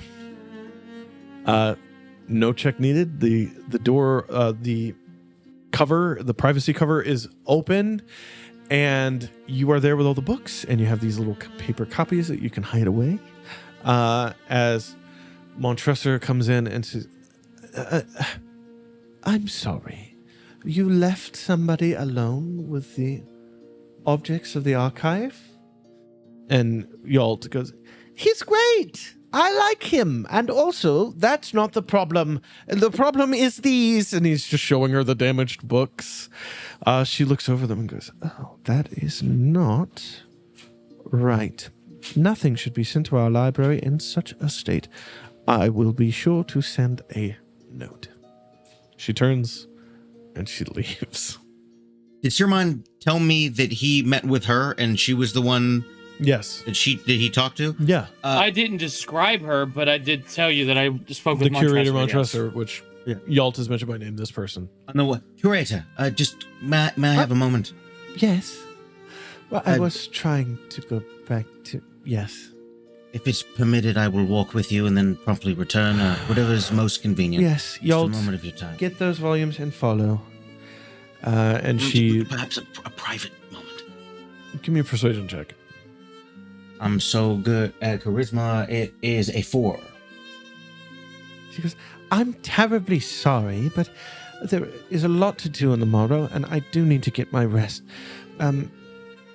I could speak to you briefly, but here, now, what is it? There was a gentleman that Siromon had mentioned that you had met with. I'm the guy. Oh, are you the... Okay. I'm the guy. Oh, wonderful. Your makeup is running. You've been sweating. Oh. You are in... Are you in a latrin? Yes, I suppose, but I'm from terrestrial sorts. We don't see you outside of the Feywild. What is... Didn't know that we were so... I am a have high questions elf. myself. We're normal. People just see us everywhere. We're boring. What season are you right now? I was just shifted into my summer. So that is true. I will just... I won't use water, but I'll just... underneath my eyes so that my skin and my eye is clearly red. Wow. Fascinating. I don't know much about my people, and apparently we're significantly... You don't know where you're rare. from? Have a bit of a tumultuous childhood, and I'm sorry. have never had an instance to meet or converse with really any of them. And in fact, the person that you were talking to might have been responsible for those hunting me my entire life, and so I wasn't really much of what. Yeah, I heard that you didn't like the service assembly much. No, they would take knowledge and use it only for themselves. Yeah, that sounds right. That's not right. I agree. Number one, I don't know how private it is, and you seem to be trusted by Siromon, so I didn't bring it up to Yaub, but if I could learn about my people, I would very much like that. And then People are from the Pallid Grove. I don't know much about bloods and lineages, but either I don't have the parentage that I thought I did, or there's some mysteries. My parents weren't. My mother was a wood elf. Does she have quite pale skin? I'm sorry. That's insanely rude of me. It's not insanely rude. She died when I was 4. Oh, I'm sorry to hear that. My parents are still alive, and they're quite old and annoying, but I have them, so I'm sorry. That's difficult, and this is now awkward. I don't speak to people very much. It's no. Your people come from the Feywild. They have only ever been seen in number within the Pallid Grove alongside the Pallid Elves. That is where you are from, your lineage. It is said that your parents are... Well, not your parents. It is said that your ancestors are Archfey. I don't know if that's true or not. I'm sorry. I feel like we've lost the plot here. Haunted bit, yeah. Right. When you are within my library, you have sanctuary. No harm can befall you without formal protest on behalf of the library of the Kobold Soul against the governing body of whoever it was that would harm you, which normally results in people being thrown in prison forever. You're safe. The gentleman that you had met. Yes, he is a servant, friend, associate of one of the Archmages of the Service Assembly. Mind if I were to ask under whom he serves? He is with his friend Astrid. She is the Archmage, I believe. History check, or are you just speaking out loud, DM? That was... they were replaced. Trent, there was the talk of the replacement. Astrid replaced Trent Ickathon. You're And that earlier, yeah. and so I had learned that, but I didn't receive any supplemental information about her at all, correct? So she's evil until proven otherwise. You have contact information for this man? Well, like his phone number. You know, his sending stone number, or where he's staying, or perhaps his title and station where I could. I believe he lives in Rexentrum. He works for the Solstice Academy. Those were the robes he was wearing, I believe. Solstice Academy teacher. Are you do you practice magic? Yes. Oh, I would say it might be a good place to learn, but then I remember everything else. It's this and there have been objects of my every desire and dream, and yet they're apparently one of the most dangerous places for me to be. So it's a little. Isn't all the world like that? It's wonderful and not. Is there anything else I can help you with? I really must be going. No. Thank you so much for your time, and have a pleasant night, and get some rest, my summer friend. Is that okay, summer friend? I don't know. Oh. It's like a raise. I don't know. It's fine with me. All right. Pleasure formally meeting you. A pleasure. Good night. Siromon, what is Siromon like post-coitus? After Siromon be fucking, I feel like he'd be a sleepy boy, bro. I think he gets hungry and then sleepy. Yeah, I think he finds food to replenish and then passes out. You can just ask for it, and somebody goes and gets some. As they come back into your room with a plate of food and a little more to drink, Brex, who was